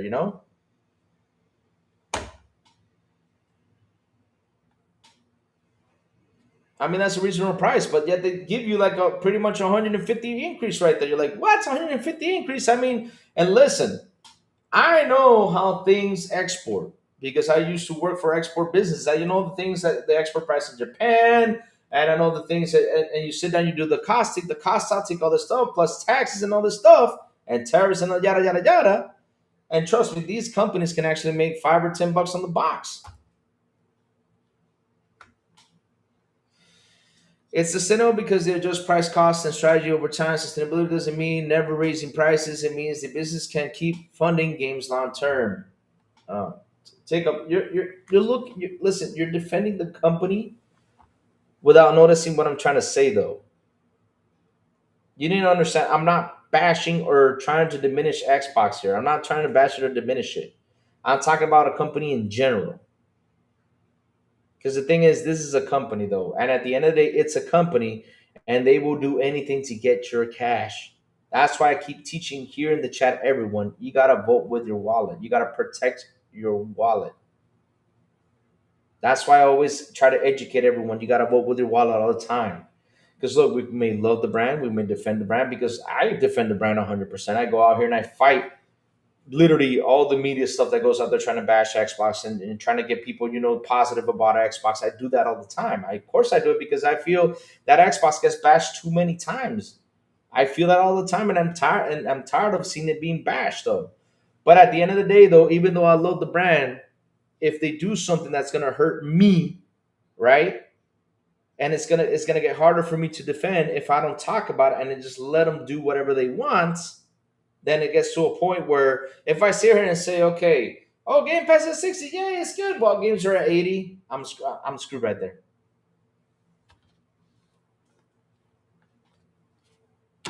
That means I became too much of a fanboy that I'm not saying something that's true though. And everybody's telling me 60 is too much, 60 is too much. I'm like, no, it's not. It's actually good because of this. Blah, blah, blah, blah.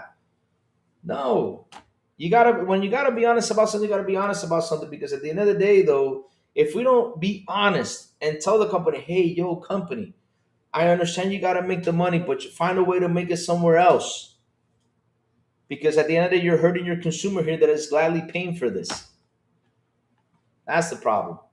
So that's why we gotta go ahead and talk about it. We can't sit here and be like, okay, no, everything's fine. No, no, no, no, no. We gotta talk about it. We have to talk about it though. Like you keep thinking that they're adjusting because of this, the tariffs and all this stuff, but at the end of the day, though, they can listen. Adjusting is one thing. Adjusting is one thing, but shoving things down, like I said, you increase it to from 12 to 15, 15 to 20, and then all of a sudden, or 15 to 17, I don't remember how much it was, but then all of a sudden you go ahead and you increase 20 to 30. People be like, what the hell just happened here? Because if you, let's say they did a $5 increase, $3 increase, people would have been probably more understandable, but they did a 50% increase though, which was insane. That's why people were like, wow, that was an insane increase literally in a small period of time. That's why people went out there and put up a fight. And that's the thing that we got to put up a fight when this stuff happens. So that way the company says, hey, we love you, but if you keep on messing with us, we're going to be pissed off and won't be too happy. That's what we got to say. It's common. It's like what Joey said with relationships. That happens a lot. Let's say I put this thing right here all the time, and the message says, please don't put that thing right there. Please, it's in the middle of the way. It's bothering me. You don't put it somewhere else, organize it. And I just keep on leaving it there. It gets to a point where it's just like, damn it, I'm tired of you putting that thing there. Put it somewhere else. And then we have a fight about it. That's how it is. But that does not mean that I love the company or I love my wife or not. That means that, I'm just protecting. Or no, what it means is that it happens. It's a normal argument. It's common. So with the company, when it comes down to Xbox, are they doing well? Are they doing fine? I'm glad they're making money. I'm glad that, for example, Forza Horizon 5 sold 300 million. So that tells me the strategy is working well. I'm glad all that stuff is happening because at the end of the day, it's important that that stuff happens, right? It's important that it does happen. It does. It is important that they're receiving money, they're doing well. But what I don't like is all these crazy ass price hikes that's going on. And it keeps on messing with my wallet because look, if let's say groceries were cheap, things in life were cheap, this is a hobby, right? This is a hobby. And at the end of the day, as a hobby though, I can't get too attached to the hobby because I gotta eat, I gotta pay electricity, I gotta pay internet, I gotta pay all this stuff. That's what I gotta do. I gotta do that. It's common for us to do that, right? But if it does increase, it gets to a point where it just gets out of balance though, and I gotta say, okay, I'm gonna sub, but I'm gonna sub to a lower tier. It sucks I can't pay this upper tier, I gotta sub to a lower tier. And that's gonna be the problem because it's gonna push the people who actually pay for the big tier to go down a tier to do that. But like I said though, right? Camera went down. Sorry about that. Like I said, does that mean I hate the company? Am I going to bash the company? Am I going to destroy the company? No. Then we start seeing studio closures. You say they should make their money somewhere else, but people cry over DLC or over early access. That's quite the needle to thread, Louis. But here's the thing, though, Safo. Look, here's the thing, though, Safo. TJ brought up something real important here. And he said this. The problem is right now is we have a younger generation, right? This is the big problem. We have a younger generation that only keeps playing these games. We, as the older generation, right? We're seeing this happen. We're seeing all these studio closures. We're seeing all this stuff. The thing is that these companies now have a competition internally, which is these free to play games. That thing is what's kicking the industry's butt as of late. It is. It's kicking its butt. Plus the situation that's happening around the world, plus all that stuff, because those stuff sucks. Because right now people are probably not investing. People are a little bit scared of gaming because of the way things are. Because at the end of the day, though, right, they release a game and it's a good game, but it has to fight Fortnite. It has to fight GTA. It has to fight Call of Duty. It has to fight all this stuff, right? It's a big fight. And that's the thing that's really affecting. And people nowadays, because look, we're talking about a minority here right now. The people that buy games, that, subscribe to the service and all this stuff. While the rest of everyone else out there, right, don't want to pay those $70 or don't want to pay nothing like that. They don't. Call Gotcha Games, never tried them. That's how it is here too. Is due to work home. I used to live in Tennessee. Homes are much cheaper out in the country, away from civilization. But the studio closure and the situation that's happening out there is it should be in breeds competition. Look at Arc Raiders. It's doing well, and it is in FTP. Yeah, it's doing well. It's doing well. At least it's doing well because it's a different type of thing, different type of game. But at the end of the day, though, Safo, what's the price on Arc Raiders right now? Because that's another one because it's all about pricing. Arc Raiders price. It's for $40. Which is another thing though.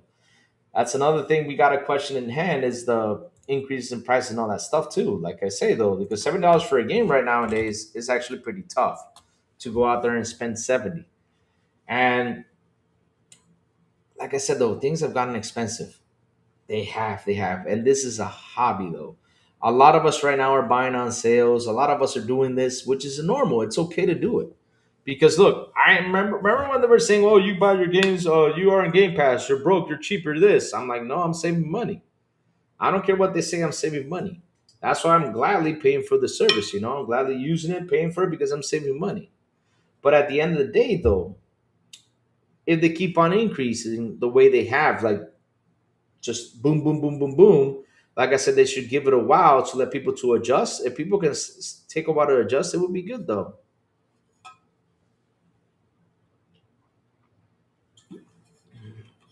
But yeah, studio closures this generation has been because heck, people are not investing that much into these big titles, right? And that's why these indie games are kicking butt. That's why you see a ton of double A and indie games, out there that are doing so well because hey, the market is oversaturated too. when it comes down to games. Like I always say, they should do shorter games. You should do 14-hour campaigns, 15-hour campaigns. Because at the end of the day, we've talked about this before, me, Simon, the guys on here, that all these open world games are like, oh, they're so long. At least release 2 or 3 or 5 a year. For us to sit down if you want to play a big ass open world games, but at least have 10 or 20 games that are this much longer though. But Jacob, the question is,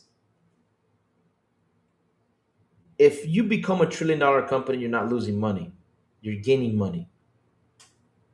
You see what I'm saying though?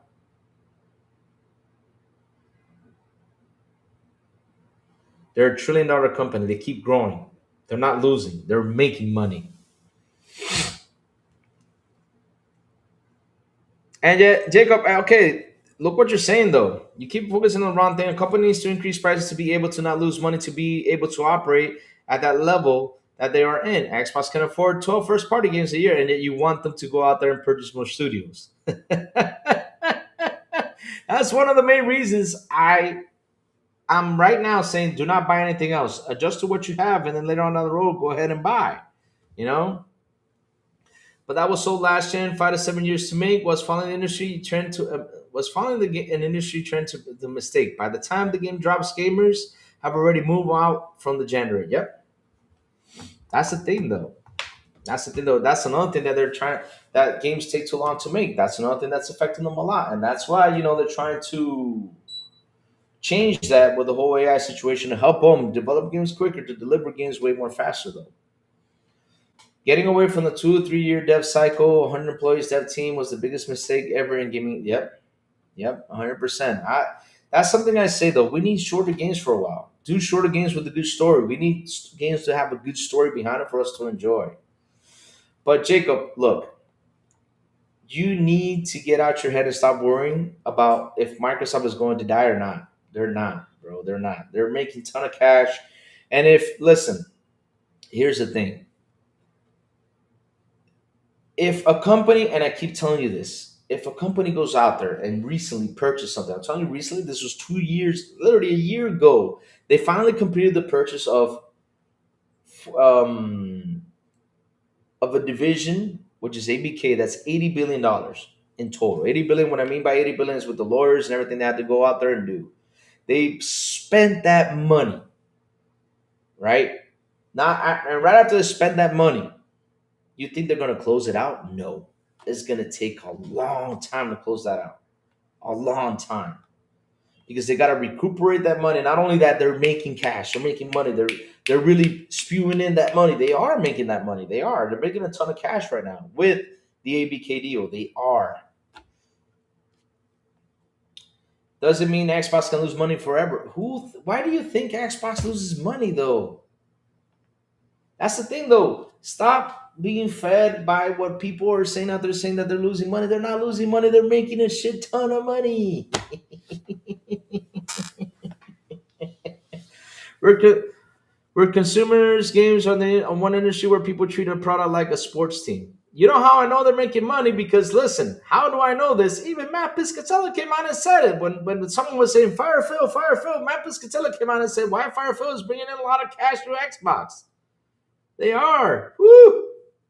A ton of cash. They are. They are. That's why I don't worry about nothing.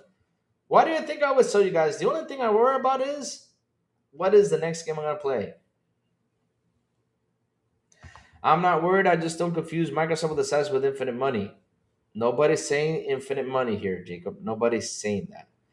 But if you got a company that year over year just keeps on increasing, let's say Microsoft announces we're now a $4 trillion company, that tells you that all the divisions are bringing in the cash. Now the thing is, media is trying to scare you away by telling you like, oh, it hasn't sold. It's the worst generation ever. The what's it called? The Series X is a bad console. The Series S is the worst console. Yada yada yada. Yet, like I always say, they're not making any money from the boxes. If they are now, partly are because of the increases. Partly they are making some money on the boxes. But at the end of the day, though, their money's being made on the software, though.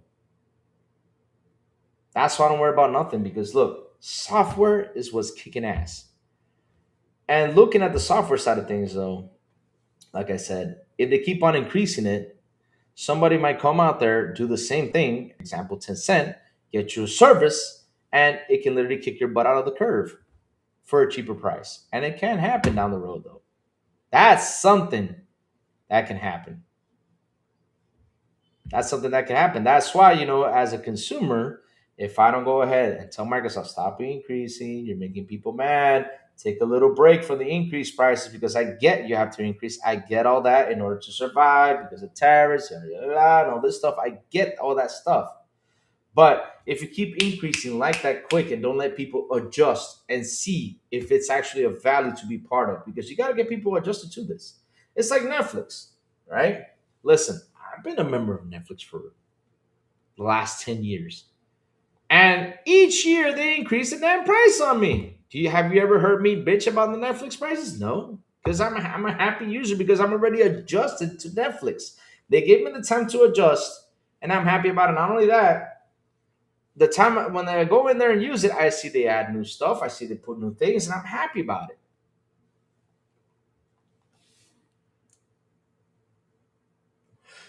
How did they keep funding 10 or 12 games a year without revenue catching up? It is catching up, though, Jacob. Didn't you read the news that Game Pass brought in 5 billion in revenue? Didn't you read that? It's bringing in the cash. And how do they do it? Here I come with the how my this is the strategy now. Here I come and I tell you they can make money elsewhere. What was Xbox's main thing this last year that people were like, I don't understand what do they mean by this slogan? What was the slogan though? Everybody knows what it is. This is an Xbox. That was a slogan. That tells you where they make the money though. Like that. Right there, that tells you where they make the money though. What was the slogan? This is an Xbox. This is an Xbox on LG TVs. This is an Xbox on Samsung TV. This is an Xbox, we're this and that. Yeah.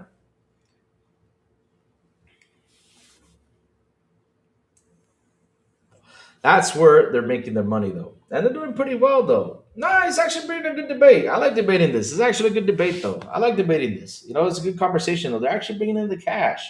Now, when it comes to consoles, though, of course, looking at the hardware side, that's not making tons of money, though. But on that service, though, whew, they're pumping in so much cash. It's insane. And not only that, they're also, trying to get people to jump over here. They're also giving them a ton of money out there.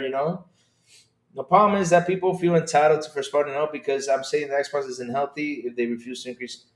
Yeah, Jacob, it's really healthy. You listen. You cannot think that it's not healthy. It's healthy because if it wasn't healthy, Nadella would not give them $80 billion to go out there and purchase Activision Blizz. They would have not gone out there and purchased it. It's one thing where people, let's say social media itself, and all this stuff, bring up all these conversations in there. Trying to tell you that that these companies, that Microsoft is failing, blah blah blah, because the consoles are not up. Because you know what? Remember one thing: media needs these articles. Media needs to go out there and throw this garbage out there. They do. That's why we were complaining the other day about Microsoft should fight back because we need that fight back sometimes. We do. We just need a slap in the face one day. And so media likes to talk all that trash. But if it wasn't healthy, nobody, Jacob, nobody in the right mind will give 80 billion for something that is not healthy. They wouldn't, Jacob. They wouldn't. So that's something that gives you a train of thought right there to think about. Why in the blue hell would a CEO give a division that is actually failing $80 billion to go out there and buy ABK? If it was doing bad, it would just shut down. Is there a difference of defending the hike and saying it's the normal course of business? The thing is that some people take it too hard sometimes when it comes to that. I get it, but if we don't talk about it though, there, like I said, there could be someone out there, for example, like Tencent, can come up with a service and kick its butt all over the place, and for a very cheap price, and they can do that. It can happen. And that's why you got to go out there and say, hey, you got to chill out because you don't know one day these guys can do this to you and you guys will be in trouble. That's why you got to warn them because maybe the guys in there, the kiss ups, right? The guys who just want to kiss them, right? Don't tell them that thing, right? And they want to tell the truth, but we are here telling them, hey, I'm a consumer. And if I see something out there that that's actually kicking your butt, I might consider it because you guys are too, too much on the price increase. So you guys better watch out for that because listen, there's a lot of tech companies out there. There's a lot, and at the end of the day, though, I might love you or not, but my wallet is really important though.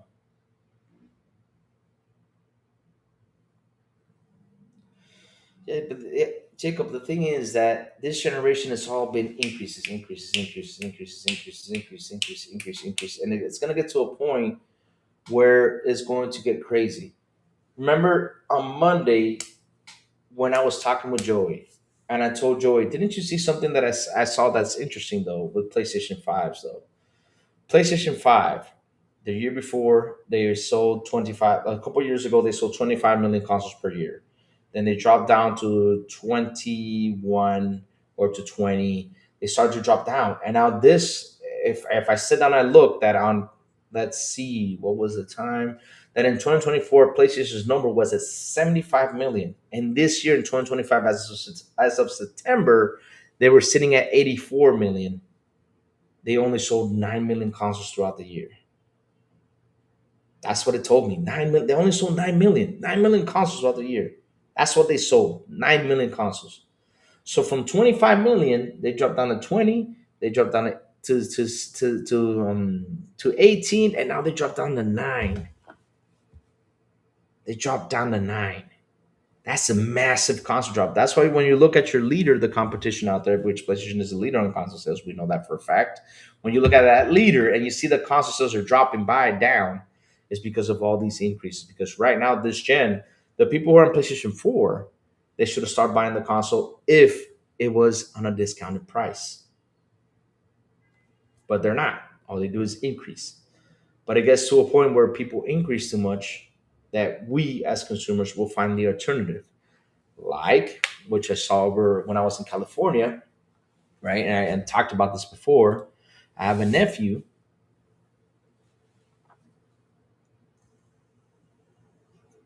I think logically, you think basically. I'm thinking logically too here, Jacob.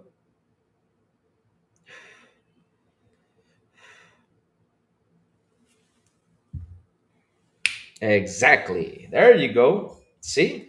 Americans don't live check to check. Laugh out loud. Raising prices don't mean they're in trouble. It means they want more money for what they're offering. That's why. And right that right there tells you a lot of truth right there. It does. I mean, listen, if the company was doing so bad, why the layoffs last year? Why? Why did they lay off though? Because they laid off people, but the head honcho got a fat check, got a big bonus. Because that's what they talk about, the head honcho's bonus. They don't talk about any other company's head honcho that got a bonus though. I wish they did because I would like to know what the other head honchos of the companies are getting for laying off people. Always giving more and more market share by just doing nothing. Oh, and that's why they're working on the Windows Store and trying to make it better.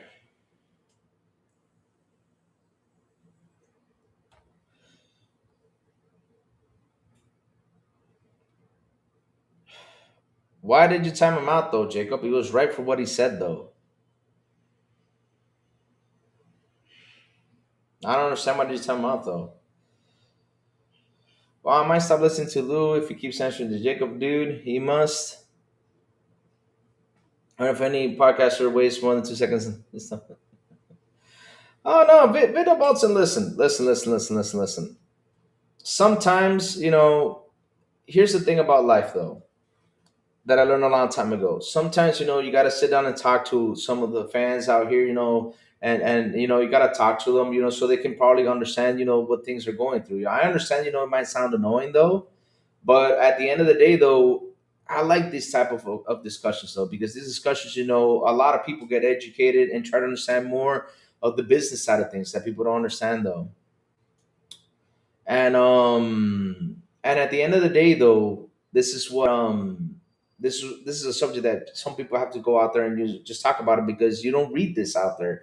You don't read this from news, you don't read this from nobody, because nobody sits down and explains, stuff like that. So that's why, I talk about it. So yeah, it was a good debate, but I was about to end it though, because right then and there, when this guy said about the megacorps, that's the end of the discussion right there. We cannot keep on discussing that right there, because megacorps, they like to put the money out there, to increase to do that. Because at the end of the day, these are companies. So if we as a consumer don't fight it, because I always tell everyone, vote with your wallet. That's it. That's what you got to do. Just vote with your wallet though. But yes, for why layoffs are doing bad, that's normally what they do. The layoff improves your bottom line. I thought, yeah, but you know what, chat? Listen, at the end of the day, though, this is gonna be my final conclusion to this, because I feel like the chat's getting annoyed by the whole situation though.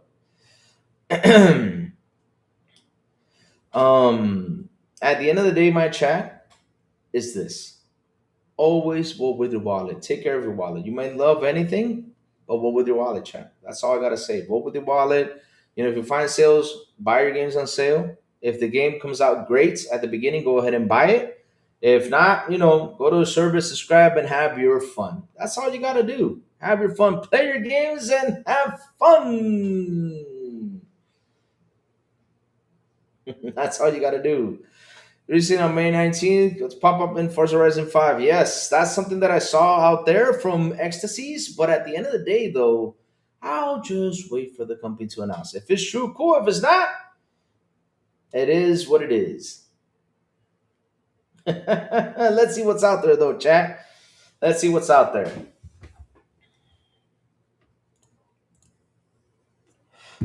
Let's see now. Let's see what is out there on the news. We have had a 30-minute, pretty much an hour discussion here. It was a good debate, though. I like debating this stuff. And sorry if I was annoying my chat. Sorry about that. But it was a good, I like debating stuff like that. Uh-oh.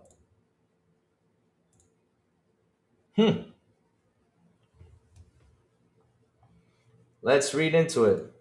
Let's get this right here.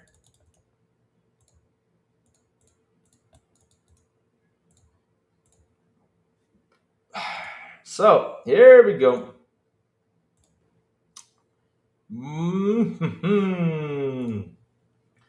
Microsoft might just have leaked Forza Horizon 6 release date. Oh lordy. Microsoft is getting ready to show the first gameplay of Forza Horizon 6 next week, and it might also be ready to put a date on its release too. Did I put the, let me see if I put the news on? Yep, okay, I did. Good stuff. All right, good stuff. So, no thanks. So it says here, X poster Xbox Infinite claims. X poster Xbox Infinite claims that they received a Forza Horizon 6 pre notification inside Forza Horizon 5, implying that the release date of the new title is May 19th. I haven't been able to reproduce the message itself, but the X poster claims it appeared in the garage section of Forza Horizon 5. Sources tell me that Microsoft has been planning to release of Forza Horizon 6 in the main time frame, so that date does align with Microsoft's plans. The notification also notes that the premium edition of Forza Horizon 6 will include early access on May 15, as well as a VIP membership, a welcome pack, car pass, and let me see, car pass and time at, wait, is it time attack car pack? What is the time attack car pack though? Damn. 2 premium editions and Italian Passion car pack, and are also coming post launch according to the leaked information. Forza Horizon 6 will debut. Wow. Why are so many wills though? And will debut initially on Xbox on PC 2026, but not PS5 day and dates. Player Games and certain studios are working to bring Forza Horizon 6 to PS5 post launch. Yep, Forza Horizon 6 news, guys. That's what it is. Forza Horizon 6. So basically, it's in the garage, it seems like. But the thing is, remember, chat, take this as with a pinch of salt. Because, CGI and AI and yada, yada, yada. And what's the other one called? Photoshop and all that stuff.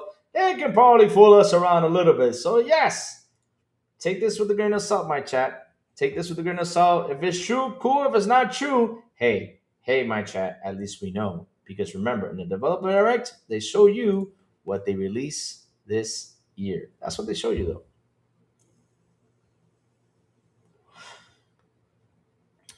This is Forza 6, yes, sir. Publishers decide what the price of the game. Nice. GTA 6 BB money. Pickles all cap. Don't play with me. What does this take on Spectre after him doubling down, tripling down the Pro is a 4070. Oh, Lord. Don't start with that Pro 4070. Why are they worried about it? They cover PS, don't they? How about the D-Batch have to say about Steam? Oh, dear Lord. I don't care what D-Batch says. I do not care for him. I don't care what he says. I don't care what he brings into the table. I just don't. I just don't. I need to get the last achievement of Forza Horizon 5 before the community starts to die off. What is the last achievement for Forza Horizon 5, though? Because let me tell you something. Forza Horizon 5 is cooking, though. I mean, that's a game that always cooks. And every time, let me go see. We haven't seen Circana in a while. Let's go check Circana. It's been a while since we've seen Circana. Let's go check out Circana, my chats. Let's see what Circana has to say. It's been a while since we've seen Circana say its things. It's been a while. Matt Piscatella.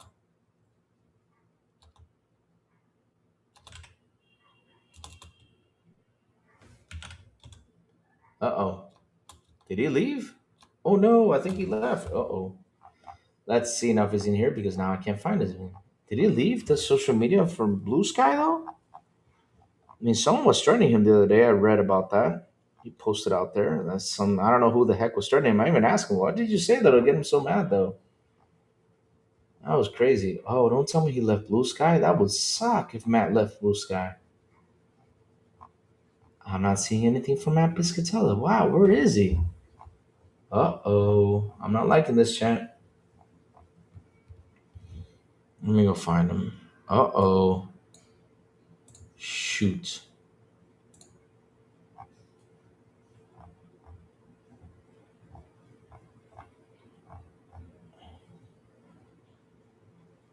Oh, no. Oh, here it is. Okay, found him. Okay, there you go. I found him. Okay. Whew. I got scared. I was like, why can't I find Matt Piscatella, though? So let's see now. Let's see what the weekly charts say. All right. So this is the top titles, top weekly active users, January 3, 2006. Just put them up. Yeah. I just found him. I got scared there for a moment. I was like, oh shit, where is he though? I couldn't find him though. And I even typed his name. I couldn't find him. Usually it was bang, bang, bang right there. But sorry about that pause. That sounded really wrong. But yeah, weird. Yeah, but I found him now. It's good. It's good. So let's go see the weekly charts. It's been a while since we've seen the weekly charts. Let's go see. So this was the tracking year though. Oh wow. Let's go change the screen right now so we can see this. All right. Let's go share screen. Translate over here. Here we go. So there we go. So it says here PlayStation US top 15 ranked by total weekly active users, weekly ending January 3, 2026. So we have Fortnite, Call of Duty, like always. Grand Theft Auto 5, Remastered. Roblox came up. Nice. NBA 2K26, Minecraft, Madden NFL 26, Arc Raiders, Marvel Rivals, WD2K25, Battlefield 6, which dropped from 9 to 11. Dang. So Arc Raiders went up from 11 to 8, which is good. EA College Football 26, The Outlast Trials. Wow, The Outlast Trials was up there. Amazing. Was that on discount price though? So, let's keep going. We have on the Xbox side of things, we have Fortnite, Call of Duty, Grand Theft Auto 5 Remastered, Roblox, Minecraft, NBA 2K26, Our Raiders, which sits at 7. Wow, wait a minute. Hold up a second. What am I seeing? Hold on. Wait a minute. What am I seeing here, chat? Hold up a second. What am I seeing here? Hold up. Wait. So, Arc Raiders is at number 7, though.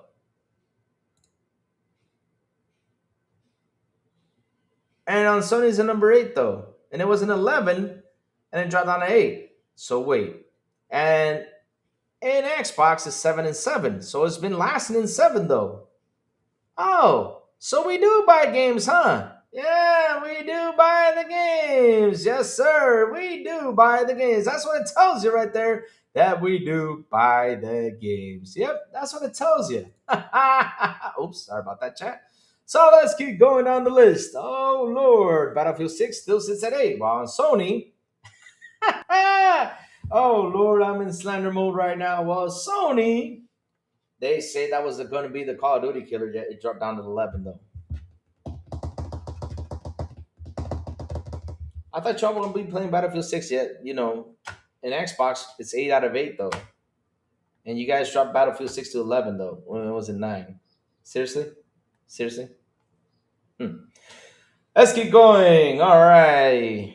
Rocket League, Madden NFL 26, Tom Clancy Rainbow Six Siege, number 11, Mar Robbins, number 12, Apex Legends, number 13, and of course, Forza Horizon 5 is in 14.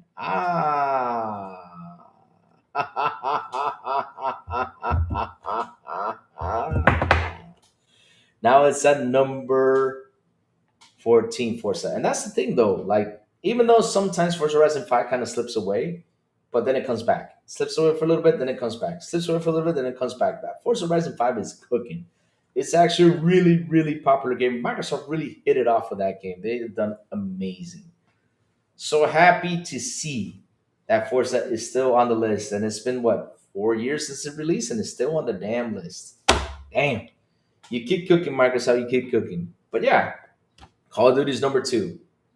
And kind of funny though, remember when Battlefield 6 was coming out, they were saying, yeah, it's going to destroy Call of Duty. Call of Duty is going to die. We're going to be playing Battlefield 6 over here in the PlayStation. And blah, blah, blah. Yeah, it's 11 and Xbox and 8. Oh, Lord. That's why you can't. This is why you cannot sit out there and listen to what those guys have to say. They talk a lot of crap. And yet they don't. Let's put it in terms. They talk the talk, but they don't walk the walk. That's what they don't do. Yep, 100%, my child, 100%. So let's go see the list on Steam, though. Let's see how Steam's doing. So this is Steam US top games over here. Let's go check it out on Steam. All right. So we have on Steam itself. Wow. Our creator's number 1 in the US. Nice. Good to see. You see, that's beautiful. I'm happy, to see our creator's number 1 on Steam in the US. That's pretty good for them. Counter-Strike 2, Battlefield 6 is number 3. Marvel Rivals is 4. Helldivers is 5. Rocket League, Warframe, Megabonk, Baldur's Gate 3, Path of Exile 2, Dota 2, Deadlock Valve, War Thunder Peak, and what's the number 15? I can't see it because number 15 on the other one was Mortal Kombat. Yeah. Let me go see. What was 15 in PlayStation, though? Hold up a second. Now I'm seeing it right now. Oh, Rocket League and Xbox is Mortal Kombat 1. Okay. Yeah, we know because it landed on them. Yeah. So that's Dota 2, Peak, Team Fortress 2. Wow. People are still playing Team Fortress? Wow. Peak numbers are up. Well, let me tell you something. This game right here, Counter-Strike. Oof. Man. When that game lands on Xbox, right? When we get the next Xbox console, right? When it comes out, of course, we're going to get, with the...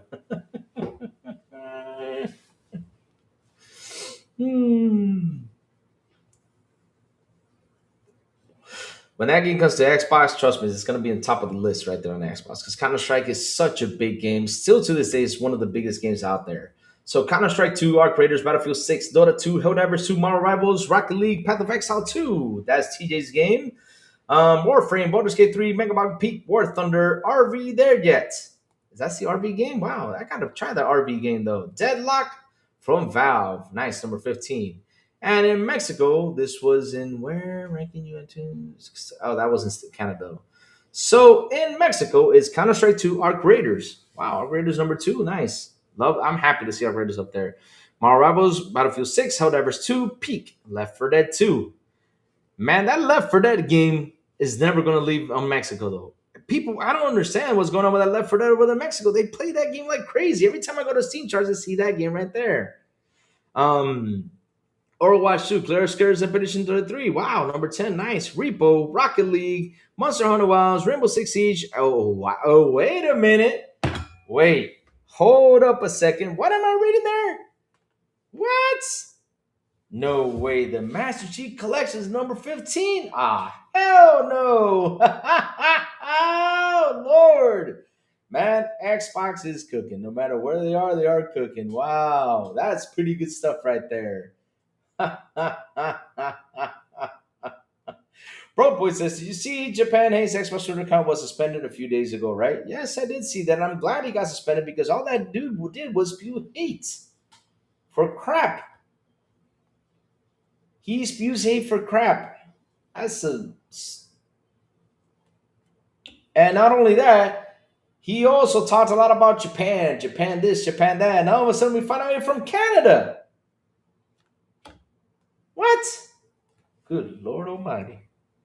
Can't believe, Lord, I cannot believe, man, I cannot believe someone actually try to. My God, it's like if I wanted to say I'm Goku in real life, I can turn Super Saiyan and everything, and I keep on saying I can turn Super Saiyan, and I can tell you guys, look here, I'm gonna go and just turn Super Saiyan. You guys see, and all of a sudden my hair goes blonde and everything, and then I'm actually not Goku though.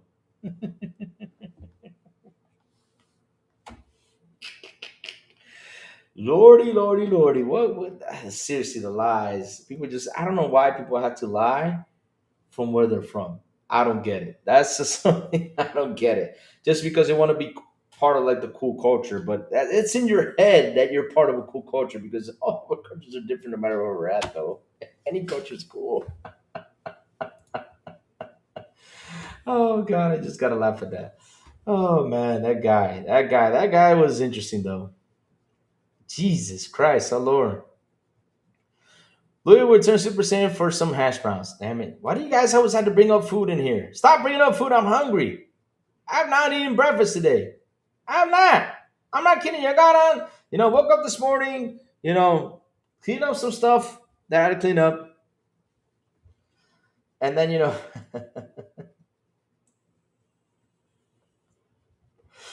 Def Jam Rapster 2026 featuring Big Big Money coming out later this year. Oh, Lord. I'm in Atlanta, but I'm from Indianapolis. Jesus Christ. I mean, I don't understand how come someone do that. Go out there and like, yeah, I've been to Japan. Like he talks like he's from Japan though, and then all of a sudden we find out he's from Canada. Oh God, Lord, that was no. I'm sorry, no, no, no, no. I'm from Dominican Republic, and I'm from Dominican Republic. Period. That's it. Nothing else. And my ancestry goes back to the states and goes back to Holland. Yes, it does. But at the end of the day, though, I'm Dominican. I was born here. I was born here. And of course, if I root for the teams from Dutch side of things, I root for some teams from the States. Yeah, of course I do. But it does not mean that I'm not Dominican, though. I'm Dominican, period. Oh, dear Lord. That's so funny, though. Oh, this guy went out there and just started with this stuff, though. I'm from Japan. Yay. Bacon and eggs and hash browns and coffee. Yum, yum. Man, chat, you guys are bullying me now. You guys are bullying me. Chat. One thing I need, chat. I need. You know what I need? I need a camera that can follow me anywhere I go. Like I need something that I gotta have a camera follow me. We won't. We don't claim him up here, Louis. Who we don't claim up in here? Who? Japan hates Xbox. Man, I'm just happy his account got suspended though. Louis, if Japan hates Xbox and Dreamcast guy invited you to the wedding, will you go? Here's the thing though, Jesse. Remember one thing.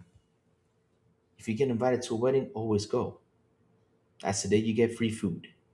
Always go and free drinks. Free food and free drinks? You cannot deny free food and free drinks. You can't, my friend. You can't.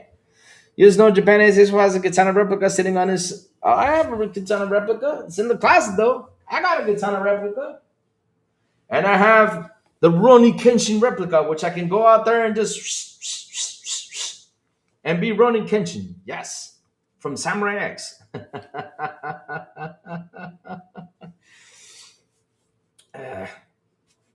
Who cares if he does, if he doesn't? I mean, seriously, I just don't.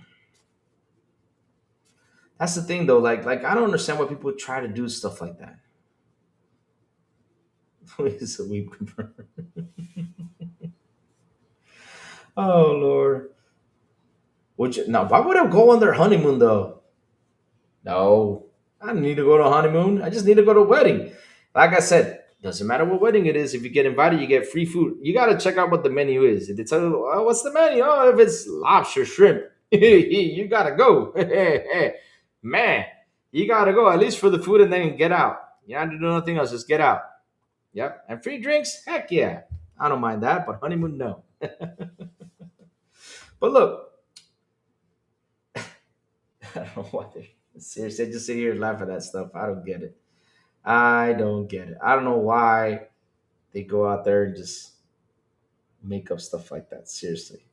Trying to act like, oh, I'm from here. I know all this stuff because I went there. Or because I went to visit there. One thing is because you visit or you read on the on things, but the other thing is to go over there and live it. If you live it, that's a different story though. No, I will not go do that. No, you babe. No, no, no, no. I will go to the wedding, eat the food, and have a beer. Yes, but no. Other than that, no. Nothing else like that. But yeah, I mean, seriously though, I don't get why these. Yeah, let's make this. Yeah, I'm here. I'm from here. Ah, Lord. Let's see now. What else is happening out here? We're talk about Bobby Kotick.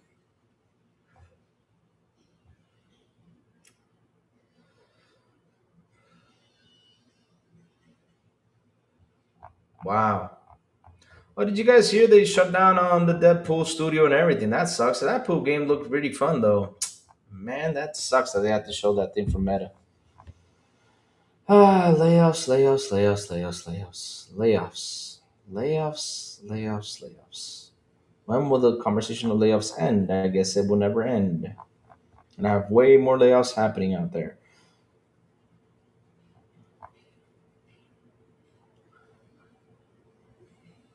No, we're not going to talk about butter sausage. No. Pause. That does not sound right. Wow. EB Games is closing down all stores in New Zealand by the end of January. That's awful. Well, Eleni, what's up, Eleni? Good morning. Our adopted pony, Eleni, coming in the building. Go ahead, Eleni, say what is the game that you're going to play on your pro? Say it. Say it, Nini. Just say it. That's all. That's you basically come in and say all the time. Yep.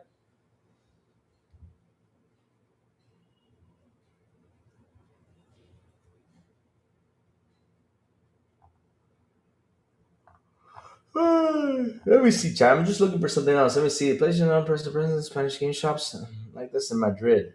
You find that expensive? Oh, $2. Hey, K Sale, what's up? K Sale was closing 3 and 4 next door or in 2 months. If you haven't mentioned it, yes, I saw that. They're closing down the stores. Wow. I mean, let me tell you something, Chad, and something that I really hated about visiting stores, especially video game stores, is when they have a fanboy on the counter. Oh my god, I hate those fanboys. Ooh, I hate that, Chad. I hate that. That if you go to a store to buy something, right? I hate when you go to a store and you try to buy something. Let's say, give you an example. I want to buy a give me a battery brand. Let's say, oh, I want to buy a Duracell brand of battery. I go to the store that sells Duracell, for example. It's a stupid thing because you just pick it up and just buy it, right? I go over there and buy a Duracell, and then you got this guy who what's the battery with the bunny Energizer bunny guy, and he goes out there and says, no, no, no, no, you need to buy this one. I can't believe why do you want to buy this? I'm like, bro, this is the battery I use. I'm not gonna buy anything else. This is the battery I use. I just came here to pick up battery. No, no, no. But Energizer is better. Blah blah blah blah blah blah blah blah. I'm like, bro, but I just want to pay for this. I'm telling you, do not buy it. But it's in your store. You're gonna make money from it. And you're trying to push Duracell towards me. I mean, Energizer towards me when I'm trying to buy Duracell batteries from your store. Oh God, I hate stores like that. I hate. That's one thing I hate about going to video game stores. Seriously, that's the most annoying thing. When you went to video game stores, you start to ask questions like, "Oh, PlayStation is better. Oh, this and that." Like, bro, I just want to get a controller, an Xbox controller. No, but you should sell your Xbox and get a PlayStation. Why? Come on, man. Stop with that stuff right there. Seriously, stop it. It's annoying. I hate when they do that. I hate it when they try to shove you a product you don't want to buy. Seriously, unless if you're going to a car dealership, which that's different though, because you're trying to sell a car, it's a different story. But damn, good God. Ah. I quit going for GameStop. They started badgering you for pre-orders and wanted you to do so, but what you bought to the counter. Wow, really? Shit, that's annoying though. They gotta stop doing that. They can't badger you to get stuff.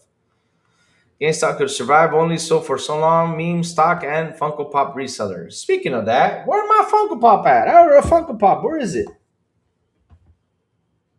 Hold on, my chat. Let me go check something out. I ordered a Funko Pop, but it still has not come here. Where in the blue hell my Funko Pop? So it says here, or is Logipack? Let me go find Logipack. Here it is, Logipack. Okay. It says here, Funko Pop is still in transit. Okay, at least it's in transit though. It's coming over here to make it. I'm so happy to get my Funko Pop. I'm getting my Funko Pop. It's got to be here by Friday, guys. I hope so by tomorrow because if it lands here tomorrow, I'm going to go pick it up. And we're going to do an unboxing of my Jason Voorhees Funko Pop. Yay! Pre-orders and pro accounts. Oh, God. They really badger you for that? I'm sorry, guys. You have to go through that. I hate when people go ahead and badger you for stuff.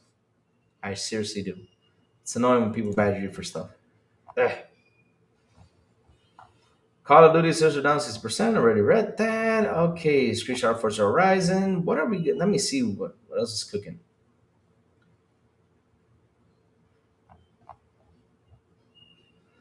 Wait, Toys R Us has come back? No, you're kidding. No way. You're kidding. Let me go see. Toys R Us is coming back. Yes, leave the site. You're kidding. Yay! Toys R Us. Oh man, I love Toys R Us though. That is awesome. Yes. Woohoo! I get to visit Toys R Us again, live my childhood. I get to visit Toys R Us again and live my childhood. Yes. Yes. I love Toys R Us. I'm so happy. Man, that actually you put a smile on my face. Just to live that experience going in there, just seeing all the that was a big ass store. You guys remember that as a kid though? Wow. And even though here's what's funny though, right? I'm an adult. I'm an adult. But when I go to toy stores, I just put smiles on my faces though. Like I went to a store, guys. I went to a store in California that had all these toys in there. I mean, I saw like the very first Transformer I owned, and I was like, oh. And then I asked the price. I said, no, I'm not buying that. That no. I mean, I was sad that because if they told me it was only for $5, I would have gone ahead and purchased it. But man, I was so happy seeing those toys though. I saw Ninja Turtle stuff. I saw Transformers. I saw what was those guys that had like a thing on their chest that glowed like it glowed on their chest though? That mean Toys for Us going to sell video games 100%. Yes. Yes. You remember you had to get the what's it called? It was like a little paper and then you had to go to the counter and to get the game or something like that. That was the best times, man. I remember seriously, Toys R Us was really good times back in the day. Oh man, I really loved it. I really loved Toys for Us. Best store ever. Man, I can't wait to see. I actually saw one in California, but didn't go in. I thought it was just there. You know, I thought it was like it was like an old store that closed down though. That's nice though. That's nice. I'm so happy it's coming back though. I bet Louis saw lots of Transformers when he visited. Oh dear lord, no, not like that, Jack. Come on, Jack. No, no, no. That's not no, no. Let's not talk like that. No, Chad. No, no. Let's not talk like that. No, no, no. Xbox got more ways now. What toys for us? It has more ways to sell though. Now the marketing team needs to get on top of that. Go for marketing team, kick butt. Toys R Us had a huge game selection back in the day. Yeah, it was beautiful. Like I said, I remember. I'm just sitting here like thinking about my times in Toys R Us. Like just going to that store, being a kid. You're like, wow, this is big though, and all the toys in there. Yeah, GI Joes and oh man, that was great. That was great times though. That was great times. Like I said, bringing that back is actually really nice though. I'm happy they are. Happy they are though. That's pretty cool. That's pretty cool. But chat, listen up. The crazy ones gotta go, my chat. I gotta head out to the office. You know, my uncle's called me like 5 times. I'm gonna call him back in a little bit. I gotta head out to the office. I got a couple things I gotta do today. You know, get things done, get things out of the way. Of course, right now I'm gonna cook some breakfast because I'm hungry. You all made me hungry. I'm gonna cook some eggs with ham, eat some protein. And yeah, that's what I'm gonna do, Chad. I'm gonna head to the office, do a couple things. Let me check my email. Speaking of that, because I gotta see if I got an important email about a thing I'm doing. Jeffrey the giraffe is a gangster. Oh God, let's see now. Betcha they. I still not gonna respond though. I gotta call him though. Let me see junk email just in case again. Nope, it was not a junk email. Okay, good.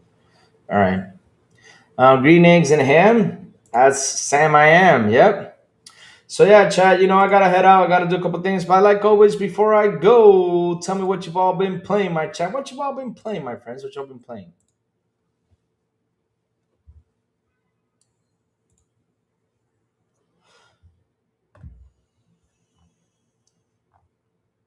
And here's the thing, though. You know what? Something I hate, though. You buy one thing at a store, just one thing you buy from a store online. You buy one thing from a store online, and all of a sudden, I get 500 emails from that store. Oh God, how many emails am I going to get, though? Holy smokes! Battletoads right now on Game Pass. Nice, nice, nice, nice. It was good. It was good. Battletoads was good. It was a good game. Just finished up Final Fantasy One last night. With all 1,000 years, not sure what to start next. See, that's what I tell you guys. Worried about what you're gonna play next. Haha. Dave the Diver and Star Wars Outlaws. I got that diver. I got that leopard playing Dave the Diver. Best game ever. Speaking of that, I gotta go back to Dave the Diver. I gotta catch all the cards. Yep, I gotta do that. Star Wars Outlaws, BF6, 7 Days to Die, Fortnite, and Skate. Damn, you playing a lot though. Oh shit. The 7 Days to Die got better, right? Because I remember Sourbowl was playing it, and was crying. It was like, oh, this game sucks, oh lord. When it first released though, Final Fantasy remake next week. Nice. Oh yeah, we're getting Final Fantasy remake. Yes, Final Fantasy 7 remake. Oh baby. Those ponies are gonna be mad. Yes, sir. They're gonna be waiting for those sales numbers. Yep. Oh, I'm telling you, news is picking up for us, chat. News is picking up. For me, chat, what I played a little bit last night was Arc Raiders. I got pissed off and logged out because I died 2 times. And there was a guy in front of me that didn't pick me up. He just waited for me to die. Good thing I had cheap stuff on me, and take that, sucker. You got all the cheap things, asshole. Let me die like that. Hmm. Hmm. That really made me mad, though. Seriously, it did. But chats, thank you all for hanging out with me today. Thank you all for your super chats. Thank you all for your memberships. You guys rock. You guys are awesome. I love you guys. That seriously do, chat. You guys, great discussions today, like always. Great debates today, great stuff. Of course, like I always say, fun stuff. The fun stuff, Next week, we're getting pick up on some news. We have, the 22nd, which is the Xbox Showcase next week. So, of course, news is starting to pick up, which I'm really happy because, today was kind of hard for me to find a discussion to have on here. It was pretty tough. But at the end of the day, though, I'm just happy we found something to talk about and had a good conversation on it. I always have multiple games on the go. Yes, sir. That's good. That's good. You got the time to do it. Go for it. Me, as I'm playing Arc Raiders, when I come back home tonight, I'm going to go back to Day to Diver because I got to finish up what I got to finish up with Day to Diver to fight that shark squid boss, which I have not fought. So yeah, chats, hit the like button, hit the subscribe button, and also hit that bell so I can tell you when XBI content comes on. And guys, have a beautiful night. Do mean a beautiful and awesome Wednesday. And as always, I will see you guys on the Xbox International Podcast when we do come back at 7 p.m. ET with Sourbow, the Big Plume, and Sun Cypher right here on this very same YouTube channel. In the environment they don't XBI en Español with Elvis, Eliasita, and Metal Berserk on Fridays at 7 p.m. ET. And last but not least, good morning with Crazy Little Gaming when I send the signal out over there on Twitter X, Blue Sky, Discord, and YouTube. And that's why you gotta hit that bell so you can know when the crazy one comes on talking about what's happening in the gaming news world. Have a beautiful day, you guys, and I will see you guys tomorrow morning on Good Morning with Crazy Little Gaming. Bye. Bye, y'all. Have a beautiful one.